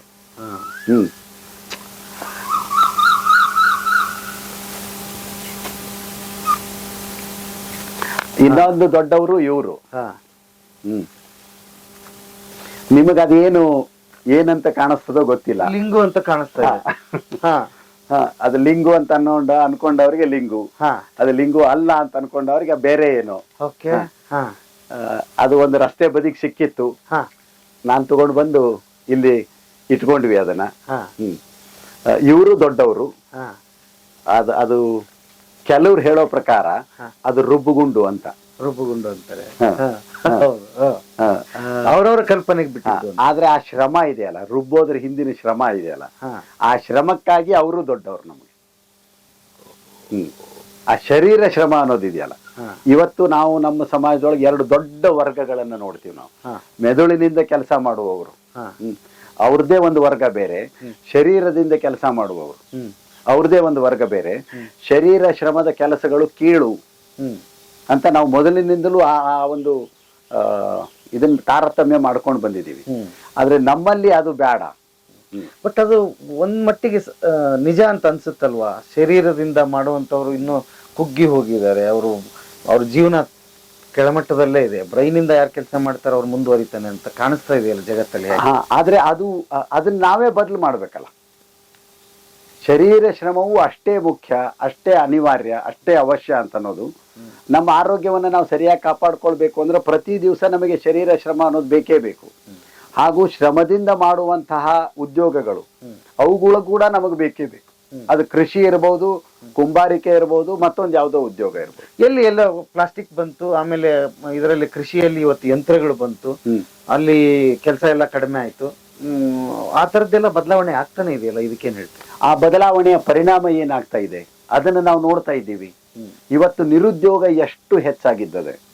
ಹಳ್ಳಿಯ ಯುವಕರು ಅನಿವಾರ್ಯವಾಗಿ ಶಹರಗಳನ್ನು ಸೇರ್ಕೊಳ್ತಾ ಇದ್ದಾರೆ. ಪ್ಲಾಸ್ಟಿಕ್ ಬಂತು, ಕುಂಬಾರಿಕೆ ಹೋತು, ಮತ್ತೊಂದೇನೋ ಬಂತು, ಹಳ್ಳಿಯೊಳಗಿನ ಮತ್ತೊಂದು ಉದ್ಯೋಗ ಹೋಯ್ತು. ಶಹರದೊಳಗೆ ಜನ ತುಂಬಿಕೊಳ್ತಾ ಇದ್ದಾರೆ. ಅಲ್ಲಿಯ ಸಮಸ್ಯೆಗಳು ಹೆಚ್ಚಾಗ್ತಾ ಇದ್ದಾವೆ. ಅಲ್ಲಿಯ ಏನು ನಾವು ಯುವಕರೊಳಗೆ ದೊಡ್ಡ ಪ್ರಮಾಣದ ಖಿನ್ನತೆಯನ್ನು ನೋಡ್ತೀವಿ. ಇವತ್ತು 30% ಯುವಕರು ಇವತ್ತು ಖಿನ್ನತೆಯಿಂದ ಬಳಲ್ತಾ ಇದ್ದಾರೆ, ದುಶ್ಚಟಗಳಿಗೆ ಬಲಿ ಆಗ್ತಾ ಇದ್ದಾರೆ, ಬೇರೆ ಬೇರೆ ಕ್ರೈಮ್ಸ್ಗೆ ಅನುವು ಮಾಡಿಕೊಡ್ತಾ ಇದ್ದಾರೆ. ಇಂತಹ ಸನ್ನಿವೇಶದೊಳಗೆ ಹೆಚ್ಚು ಸರಳವಾದಂತಹ, ಹೆಚ್ಚು ಶ್ರಮಪೂರ್ಣವಾದಂತಹ, ಹೆಚ್ಚು ಪರಿಸರ ಸ್ನೇಹಿಯಾದಂತಹ ಜೀವನ ವಿಧಾನಗಳನ್ನ ನಾವು ನಾವೇ ರೂಪಿಸ್ಕೊಳ್ಬೇಕಾಗಿದೆ. ಯಾವ ಸರ್ಕಾರ, ಯಾವುದೇ ರಾಜಕೀಯ ಪಕ್ಷ ಇವತ್ತು ಅಂಥದ್ದನ್ನು ಹೇಳ್ತಾ ಇಲ್ಲ, ಮಾತಾಡ್ತಾ ಇಲ್ಲ. ನಾವು ಮಾಡ್ಕೊಳ್ಬೇಕಾಗಿದೆ. ನಮಗೆ ಆ ನಗರದ ಒತ್ತಡ ಬೇಡ, ಆ ಗದ್ದಲ ಬೇಡ, ಸ್ವಲ್ಪ ಆರಾಮಾಗಿರೋಣ, ನಿಶ್ಚಿಂತೆಯಿಂದ ಆದರೆ ಸುಖದಿಂದ ಇರೋಣ. ನಮಗೆ ದೊಡ್ಡ ಫ್ಲೈಓವರ್ ಸಿಗ್ಲಿಕ್ಕಿಲ್ಲ, ದೊಡ್ಡ ದೊಡ್ಡ ಮಾಲ್ ಸಿಗ್ಲಿಕ್ಕಿಲ್ಲ, ಮತ್ತೊಂದೇನೋ ಸಿಗ್ಲಿಕ್ಕಿಲ್ಲ. ಆದ್ರೆ ಇಲ್ಲಿ ಬೇರೆ ಎಲ್ಲ ಸಿಗ್ತಾ ಇದೆ ಅಲ್ಲ. ಸ್ವಚ್ಛವಾದಂತ ಗಾಳಿ, ಶುದ್ಧವಾದಂತ ಆಹಾರಗಳು, ಆರಾಮಾಗಿ ಓಡಾಡ್ಕೊಂಡು ಕೆಲಸ ಮಾಡ್ಕೊಂಡಿರ್ಲಿಕ್ಕೆ ಒಂದಿಷ್ಟು ವಾತಾವರಣ, ಇಂತಹದ್ದೊಂದು ಜೀವನ ಶೈಲಿ. ಅದಕ್ಕೆ ಹೇಗೆ ಇಲ್ಲಿಗೆ ಬಾರ್ಡರ್ ಗೆರೆ ಹೊಡೆದು ಇದು ಇಷ್ಟು ಸಾಕಪ್ಪ ಅಂದಾಗ ನೀವು ಹೇಳಿದ್ ಬರ್ತದೆ. ಬಟ್ ನಾವು ಓಡ್ತಾ ಇದೀವಿ, ಯಾರೋ ಕಾಣಿಸ್ತಾ ಇದಾರೆ ನಮ್ಗೆ, ಅವ್ರು ಬಹಳ ಶ್ರೀಮಂತರಾಗ್ಯಾರ, ಏನೇನೋ ನಮ್ಮ ಇದ್ರಿಗೆ ತಗೊಂಬಂದ್ ಇಟ್ಬಿಟ್ಟಿದ್ದಾರೆ, ಇದು ರೋಲ್ ಮಾಡಲ್ ನಿಮ್ಗೆ ಅಂತ, ಅದರಿಂದ ಓಡ್ತಾ ಇದೀವಿ. ಅದನ್ನ ತಪ್ಸೋದು ಹೇಗೆ? ಇವತ್ತು ವಿಜ್ಞಾನಿಗಳು ಅದನ್ನೇ ಹೇಳ್ತಾ ಇರೋದು. ಹವಾಮಾನ ಸಂಕಷ್ಟ ಮತ್ತು ಭೂತಾಪ ಹೆಚ್ಚಳ ಅಂತ ಏನ್ ಸಮಸ್ಯೆ ಎದುರಿಸ್ತಾ ಇದ್ದೀವೋ, ಹೋದ ವಾರ ಅಷ್ಟೇ ದುಬೈದೊಳಗೆ ನಿಮ್ಗೆ ಗೊತ್ತು, 2 ವರ್ಷ ಆಗ್ಬೇಕಾದಂತಹ ಮಳೆ ಅರ್ಧ ತಾಸಿನೊಳಗೆ ಆಗ್ಬಿಟ್ಟು, ಕಾರು ಬಸ್ಗಳು ತೇರ್ಲಿಕ್ಕೆ ಶುರು ಮಾಡಿಬಿಟ್ಟು. ಅದು ಆ ಕಡೆಯ ಒಂದು ವಾಸ್ತವ. ಈ ಕಡೆ ಮಲೆನಾಡಿನ ಒಳ ಮಲೆನಾಡಿನ ಹೇಮಾವತಿ ನದಿ ಈ ವರ್ಷ ಬತ್ತಿ ಹೋಗಿಬಿಟ್ಟಿದ್ದರು. ಹಾಗಾಗಿ ವಿಜ್ಞಾನಿಗಳು ಇಲ್ಲ, ಸರಳ ಬದುಕಿಗೆ ಬರ್ರಿ, 0 ಕಾರ್ಬನ್ ಲೈಫ್ ಸ್ಟೈಲ್, ಶೂನ್ಯ ಇಂಗಾಲದ ಜೀವನ ಶೈಲಿಗೆ ಬರ್ರಿ ಅಂತ ಒತ್ತಿ ಹೇಳ್ತಾ ಇದ್ದಾರೆ. ಮೊನ್ನೆ ದುಬೈದೊಳಗಾದಂಥ COP28 ಶೃಂಗಸಭೆಯೊಳಗೆ ಸರಳ ಬದುಕಿಗೆ ಬರೋದೇ ನಮಗೆ ಭವಿಷ್ಯದೊಳಗಿರುವಂತ ಒಂದೇ ಒಂದು ಮಾರ್ಗ ಅಂತ ಅವರು ಚರ್ಚೆ ಮಾತಾಡ್ತಾರೆ. ಸರಿ, ಪ್ರತ್ಯಕ್ಷದೊಳಗಂತ ಪ್ರಯೋಗಗಳನ್ನು ಮಾಡುವಂತಹದ್ದು ಅದು ಎಷ್ಟೇ ಕಷ್ಟದ ಅನಿಸಿದ್ರು ಸರಿ, ಅದನ್ನ ನಾವು ಮಾಡ್ಬೇಕಾಗಿದ್ದದು. ನೀವು ದುಡ್ದಿದ್ದಾದ್ರೂ ಜೀರ್ಣ ಮಾಡ್ಕೊಳಕಾದ್ರೂ ಇವನ್ ಮಾಡ್ಬೇಕು, ತಿಂದಿದ್ದಾದ್ರೂ ಜೀರ್ಣ ಆಗ್ಬೇಕಾ? ದುಡಿದ್ರಿ, ಮೆಲ್ಲ ಮಾಡಿದ್ರಿ, ಆರೋಗ್ಯನ ಹೋಯ್ತಂದ್ರೆ ಏನ್ ಗಳಿಸಿದ್ರಿ? ಜೀವನ ಶೈಲಿ ಕಾಯಿಲೆಗಳು ಇವತ್ತು ದೊಡ್ಡ ಸಮಸ್ಯೆ ಅಂದ್ರೆ ಜೀವನ ಶೈಲಿ ಕಾಯಿಲೆಗಳು. 20-25 ವರ್ಷಕ್ಕೆ ಡಯಾಬಿಟಿಸ್ ಆಗೋದು, ಹೃದಯದ ಕಾಯಿಲೆಗಳಾಗೋದು, 40 ವರ್ಷಕ್ಕೆ ಹಾರ್ಟ್ ಅಟ್ಯಾಕ್ ಆಗಿ ಸಾಯೋದು ದಿನನಿತ್ಯ ನೋಡ್ತಾ ಇದೀವಿ ನಾವು. ಹಾಗಾಗಿ ಇವತ್ತು ವೈದ್ಯರು ಹೇಳ್ತಾ ಇರೋದು, ಜೀವನ ಶೈಲಿ ಕಾಯಿಲೆಗಳನ್ನ ಕಡಿಮೆ ಮಾಡ್ಕೊಳ್ಬೇಕು ಅಂತಾದ್ರೆ ಹೆಚ್ಚು ಸರಳ ಶ್ರಮಪೂರ್ಣ ಬದುಕು ನಮ್ಮದಾಗಬೇಕು ಅಂತ. ಇದಕ್ಕೆ ನೀವು ಸಂಬಂಧಪಟ್ಟಿದ್ದ ನೇರವಾದ ಪ್ರಶ್ನೆ ಇಲ್ಲೇ ಕೇಳ್ಬಿಡ್ತೀನಿ. ಈ ನಾರ್ಮಲ್ ಡೆಲಿವರಿ ಆಗೋದಂತೂ ತುಂಬಾ ಕಡಿಮೆ ಆಗ್ಬಿಟ್ಟಿದೆ ಈಗ. ಸಿಜೇರಿಯನ್ ಅಂತಾರೆ, ಅದ್ರ ಬಗ್ಗೆ ನಿಮ್ಮ ಅಭಿಪ್ರಾಯ? ಅಯ್ಯೋ, ಅದ ಮತ್ತೊಂದು ದೊಡ್ಡ ಅಧ್ಯಾಯ. ಅದ್ರ ಬಗ್ಗೆ ಮಾತಾಡ್ಬೇಕಂದ್ರೆ ಮತ್ತೆ ಇಷ್ಟು ಮಾತಾಡ್ಬೇಕು. ಹೇಳೋದಾದ್ರೆ 3 ಮುಖ್ಯ ಕಾರಣಗಳು. 3 ಮುಖ್ಯ. ನಾನು ಅದ್ರ ಬಗ್ಗೆ ಒಂದು ಲೇಖನ ಬರಿಬೇಕು ಅನ್ಕೊಂಡಿದ್ದೀನಿ, ಅದು ಯಾವಾಗ ಬರಿತೀನೋ ಗೊತ್ತಿಲ್ಲ. ಆದ್ರೆ ಬಹಳ ಎಲ್ಲಾ ಪಾಯಿಂಟ್ಸ್ ರೆಡಿ ಅವ ಇಲ್ಲಿ. ಸಿಜೇರಿಯನ್ ಯಾಕೆ ಹೆಚ್ಚು ಅಂತ. ಮೊಟ್ಟ ಮೊದಲನೇದಾಗಿ ವಿಜ್ಞಾನ ತಂತ್ರಜ್ಞಾನ ಬೆಳೆದ್ ಬಿಟ್ಟಿರೋದು. 30 ವರ್ಷದ ಹಿಂದೆ ನಮಗೆ ಒಂದು ಮಗು ಹುಟ್ಟಿತು ಅಂದ್ರೆ ಅದ್ರ ಉಳಿಸ್ಕೋಲಿಕ್ಕೆ ಏನು ಸಾಧ್ಯತೆಗಳಿದ್ವು ಇವತ್ತು ತಂತ್ರಜ್ಞಾನ ಬೆಳೆದಿರೋದ್ರಿಂದ ಅದನ್ನು ಉಳಿಸ್ಕೊಳ್ಬಹುದು ಅನ್ನೋದು ನಮ್ಗೆ ಗೊತ್ತೀಗ. ಹಾಗಾಗಿ ಡಯಾಬಿಟಿಸ್ ಇರುವಂತಹ ತಾಯಿ, ಹೈ BP ಇರುವಂತಹ ಗರ್ಭಿಣಿ ಅವರನ್ನು ಬೇಗನೆ ಡೆಲಿವರಿ ಮಾಡಿಸ್ಕೊಂಡ್ಬಿಟ್ಟು ಆ ಸಣ್ಣ ಕೂಸನ್ನು ಉಳಿಸ್ಕೊಳ್ಬಹುದು ಅನ್ನೋದು ಇವತ್ತು ಹೆಚ್ಚು ಸಾಧ್ಯ ಆಗ್ತಾ ಇದೆ ತಂತ್ರಜ್ಞಾನದೊಳಗಾಗಿರುವಂತಹ ಬೆಳವಣಿಗೆ. ಎರಡನೇದ್ದು ವೈದ್ಯರೊಳಗೆ ಸಹಜವಾಗಿ ಹೆಚ್ಚಾಗ್ತಾ ಇರುವಂತಹ ಒಂದು ವಾಣಿಜ್ಯೀಕರಣ ಅಂತ ಹೇಳ್ಬೋದು ನಾವು. ಬದುಕಿನ ಎಲ್ಲಾ ಕ್ಷೇತ್ರಗಳಲ್ಲಿಯೂ ವಾಣಿಜ್ಯೀಕರಣ ಆಗಿದ್ದದೆ, ಕಮರ್ಷಿಯಲೈಸ್ ನಾವೇನಂತೀವೋ ವೈದ್ಯ ಲೋಕದೊಳಗೂ ಆಗಿದ್ದದೆ. ಹಾಗಾಗಿ ಸಿಸೇರಿಯನ್ ದಿಂದ ಹೆಚ್ಚು ದುಡ್ಡು ಬರ್ತದೆ ಅನ್ನೋ ಕಾರಣಕ್ಕಾಗಿಯೂ ಸಿಸೇರಿಯನ್ ಹೆಚ್ಚಾಗ್ತಾ ಇರೋದನ್ನ ನಾವು ನೋಡ್ತೀವಿ. ಅದಕ್ಕೆ ಬೇರೆ ಕಾರಣಗಳು ಅವ, ಇವತ್ತು ಪಟ್ಟಿ ಮಾಡ್ಲಿಕ್ಕೆ ಆಗ್ಲಿಕ್ಕಿಲ್ಲ. ಮೂರನೇದು ಬಹಳ ದೊಡ್ಡ ಕಾರಣ ಯಾವುದು ಅಂದ್ರೆ ಮಹಿಳೆಯರಲ್ಲಿ ನೋವನ್ನ ತಡ್ಕೊಳ್ಳುವಂತ ಶಕ್ತಿ ಕಡಿಮೆ ಆಗಿದ್ದದ. ಮೊದಲಿನ ಕಾಲದೊಳಗೆ ಮನೆಯೊಳಗೆ 3-4 ಮಕ್ಕಳು ಇರ್ತಿದ್ರು, ಕಷ್ಟದ ಬದುಕಿರ್ತಿತ್ತು, ನೋವು ಅನ್ನೋದನ್ನ ಅನುಭವಿಸ್ಕೊಂಡು ಬೆಳೀತಾ ಇದ್ರು.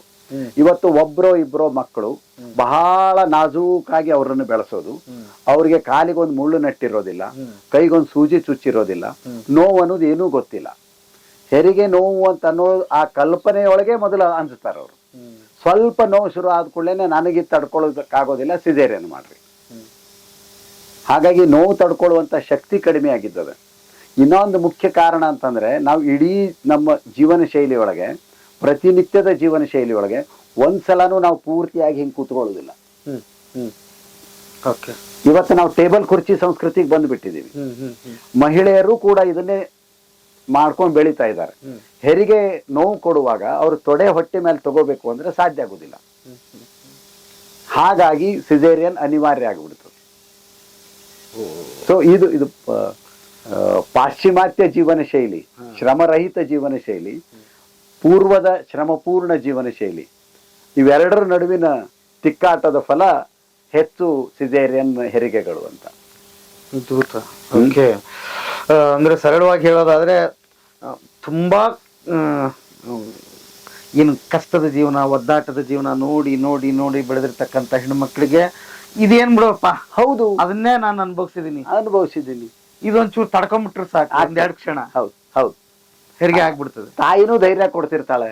ಈಗ ತಾಯಂದ್ರೆ ಹಂಚ್ಕೊಂಡ್ಬಿಟ್ಟಾರ ಮೊದಲು, ಅವ್ರಿಗೆ ಆ ನೋವಿನ ಅನುಭವ ಇಲ್ಲ. ಮತ್ತೆ ಮಗಳಿಗೆ ಏನ್ ಧೈರ್ಯ ಕೊಡ್ತಾರ ಅವರು? ಇದು ಮೋಸ್ಟ್ಲಿ ಬರೀ ಹೆರಿಗೆಗೆ ಬರಲ್ಲ, ಎಲ್ಲ ಕಷ್ಟಗಳಿಗೆ ಕೂಡ ಇದೇ ಪರಿಹಾರ. ಹೌದು, ತಡ್ಕೊಂಡ್ರೆ ಆಗ್ತದೆ. ಹೌದು. ಹಿಗ್ಗು ಅನ್ನುವಂತ ಶಬ್ದ ಅದಲ್ಲ ಕನ್ನಡದೊಳಗೆ, ತಕ್ಷಣಕ್ಕೆ ನೆನಪಾಗೋದು. ಅದು ಬಹಳ ಅದ್ಭುತವಾದಂತಹ ಶಬ್ದ.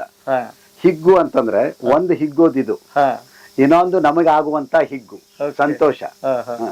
ನಮ್ಮನ್ನ ನಾವೇ ತಾಳ್ಮೆಯಿಂದ ಸ್ವಲ್ಪ ತಡ್ಕೊಂಡು ಹಿಗ್ಗಿಸ್ಕೊಳ್ತಾ ಹೋದ್ವಿ ಅಂದ್ರೆ ನಮಗ್ ಹಿಗ್ಗು ಸಿಗುತ್ತದೆ, ನಮಗ್ ಸಂತೋಷ ಸಿಗುತ್ತದೆ ಅಂತ. ಇವತ್ತ ಆ ಹಿಗ್ಗುವಿಕೆನೆ ಕಡಿಮೆ ಆಗ್ಬಿಟ್ಟಿದ್ದದಲ್ಲ.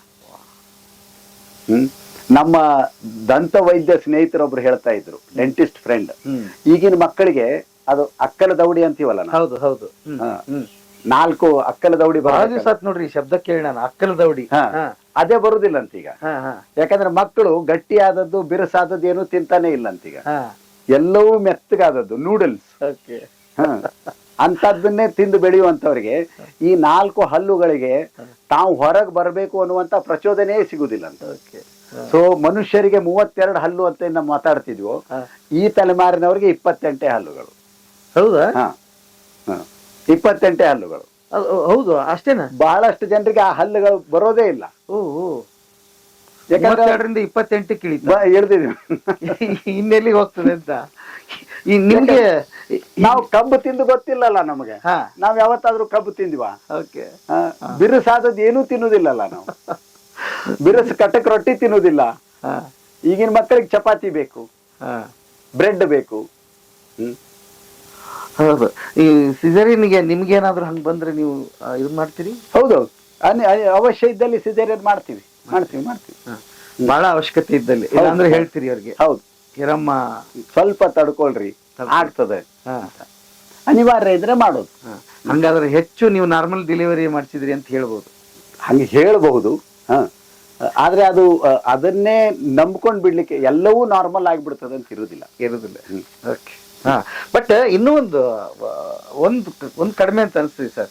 ಹಿಂದಕ್ಕೆ ಹಿರಿಯರಿದ್ರು, ಅವ್ರಿಗೆ ಆ ಫುಡ್ ಕೊಡೋದಾಗ್ಲಿ, ಬಾಣಂತಿಯರಿಗೆ ಇದನ್ನ ಮಾಡೋದಾಗ್ಲಿ, ಜೋಪಾನ ಮಾಡೋದಾಗ್ಲಿ, ಏನ್ ಕೊಡ್ಬೇಕು, ಏನ್ ಮಾಡ್ಬೇಕು, ಆಮೇಲೆ ಹೆರಿಗೆ ಮಾಡಿಸ್ತಿದ್ರು, ಒಂದ್ ಧೈರ್ಯ ಕೊಡ್ತಿದ್ರು, ಅದು ಇತ್ತು. ಮೋಸ್ಟ್ಲಿ ಅದೆಲ್ಲ ಹೋಗ್ಬಿಟ್ಟಿದೆ ಈಗ. ಹೌದೌದು, ಹಿರಿಯ ತಲೆಮಾರಿನವರೊಳಗೆ ಧೈರ್ಯ ಕಡಿಮೆ ಆಗಿಬಿಟ್ಟಿದ್ದಾರೆ.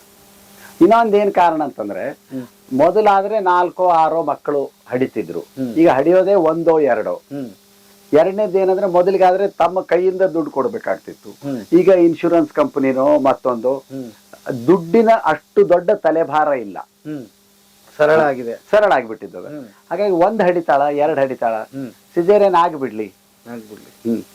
ಯಾಕೆ ಈ ನೋವು, ಯಾಕೆ ಈ ಕಷ್ಟ, ಯಾಕೆ ರಿಸ್ಕ್ ಅಂತ ಜನ ನೋಡೋದು. ಎಲ್ಲಿಂದ ಎಲ್ಲಿಗೆ ಹೋಯ್ತು ನೋಡ್ರಿ, ಎಲ್ಲಿಂದ ಎಲ್ಲಿಗೆ ಹೋಯ್ತು. ಇದು ಅಮಟೆಕಾಯಿ ಗಿಡ, ಅಮಟೆಕಾಯಿ. ಈಗಿನೂ ಹೌದಲ್ಲೋ ಚಿಗುರು ಕಾಣಿಸ್ಲಿಕ್ಕತ್ತಿದ್ದದ. ಇದು ಹುಳಿ ಅಮಟೆ, ಇನ್ನೊಂದು ಸಿಹಿ ಅಮಟೆಕಾಯಿ ಅಂತಂದದ.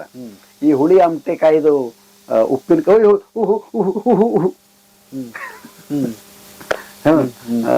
ಉಪ್ಪಿನಕಾಯಿ ಬಹಳ ರುಚಿ ಆಗ್ತದ. ಅಮಟೆ ಅಂತೀವಲ್ಲ ನಾವು, ಹೌದು, ಹುಳಿ ಮಸ್ತ್ ಇರ್ತದೆ, ಭಾರಿ ರುಚಿ ಆಗ್ತದ, ಭಾರಿ ರುಚಿ ಆಗ್ತದೆ. ಓಕೆ.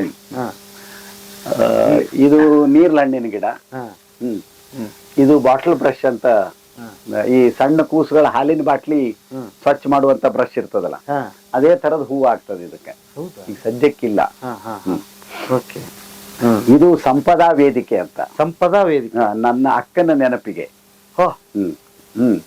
ಅಕ್ಕ ಈಗ ಒಂದು 3 ವರ್ಷದಿಂದ ತೀರ್ಕೊಂಡ್ಲು. ಅವಳ ನೆನಪಿಗೆ ಇಲ್ಲಿ ನಾಟಕಗಳು, ಗಾಯನ ಕಾರ್ಯಕ್ರಮಗಳು, ಇಲ್ಲಿ ವೇದಿಕೆ ಮೇಲೆ ಕಲಾವಿದರು ಇರ್ತಾರೆ. ಎದುರಿಗೆ ಸುಮಾರು ಒಂದು 60-70 ಜನ ಕೂತ್ಕೊಳ್ಬಹುದು. ಅದ್ಭುತ ಕಲ್ಪನೆ. ಏನ್ ಇವ್ರ ಹೆಸರು? ಸಂಪದ. ಸಂಪದಾ ವೇದಿಕೆ ಅಂತ. ಓಕೆ. ಅದು ಹಿಂಗೆ ಯಾರೋ ತೋಟ ನೋಡ್ಲಿಕ್ಕೆ ಬಂದವರು ಕಾರ್ ರಿವರ್ಸ್ ಓಡುವಾಗ ಅದನ್ನ ಸ್ವಲ್ಪ ಪೆಟ್ ಮಾಡಿಬಿಟ್ಟಿದ್ರು. ಮತ್ತೊಮ್ಮೆ ರಿಪೇರಿ ಮಾಡ್ಕೊಂಡಿವಿ, ಮತ್ತೆ ಬಣ್ಣ ಸುಣ್ಣ ಆಗ್ಬೇಕು. ಇಲ್ಲಿ ಬಂದ್ರೆ ಇದು ಏನಿದೆ? ಸ್ವಯಂ ದೀಪ ಕಲಿವೀಡು. ಅದೇನ್ ನಾವು 1 ವರ್ಷದ ಕೋರ್ಸ್ ನಡೆಸ್ತೀವೋ, ಅದು ಈ ಕಲಿಗಳಿರುವಂತಹದ್ದು ಮನೆ ಇದು.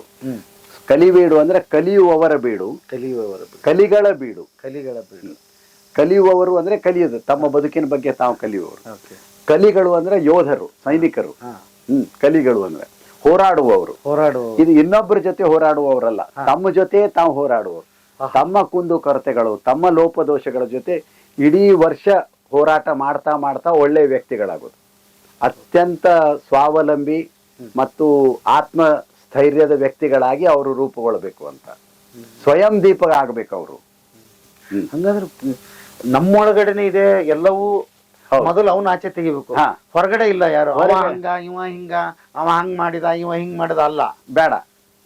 ನೀನೇನ್ ಅರ್ಥ ಮಾಡ್ಕೊಳ್ಳೋ, ನಾನ್ ಸರಿ ಆಗ್ತಾ ಹೋಗ್ತೀನಿ, ನಾನು ಒಳ್ಳೆ ವ್ಯಕ್ತಿ ಆಗ್ತಾ ಹೋಗ್ತೀನಿ, ನಾನು ಗಟ್ಟಿ ಆಗ್ತೀನಿ, ಸ್ವಯಂ ದೀಪ ಆಗ್ತಾ ಹೋಗ್ತೀನಿ, ನನಗ್ ನಾನೇ ಬೆಳಕಾಗ್ತಾ ಹೋಗ್ತೀನಿ.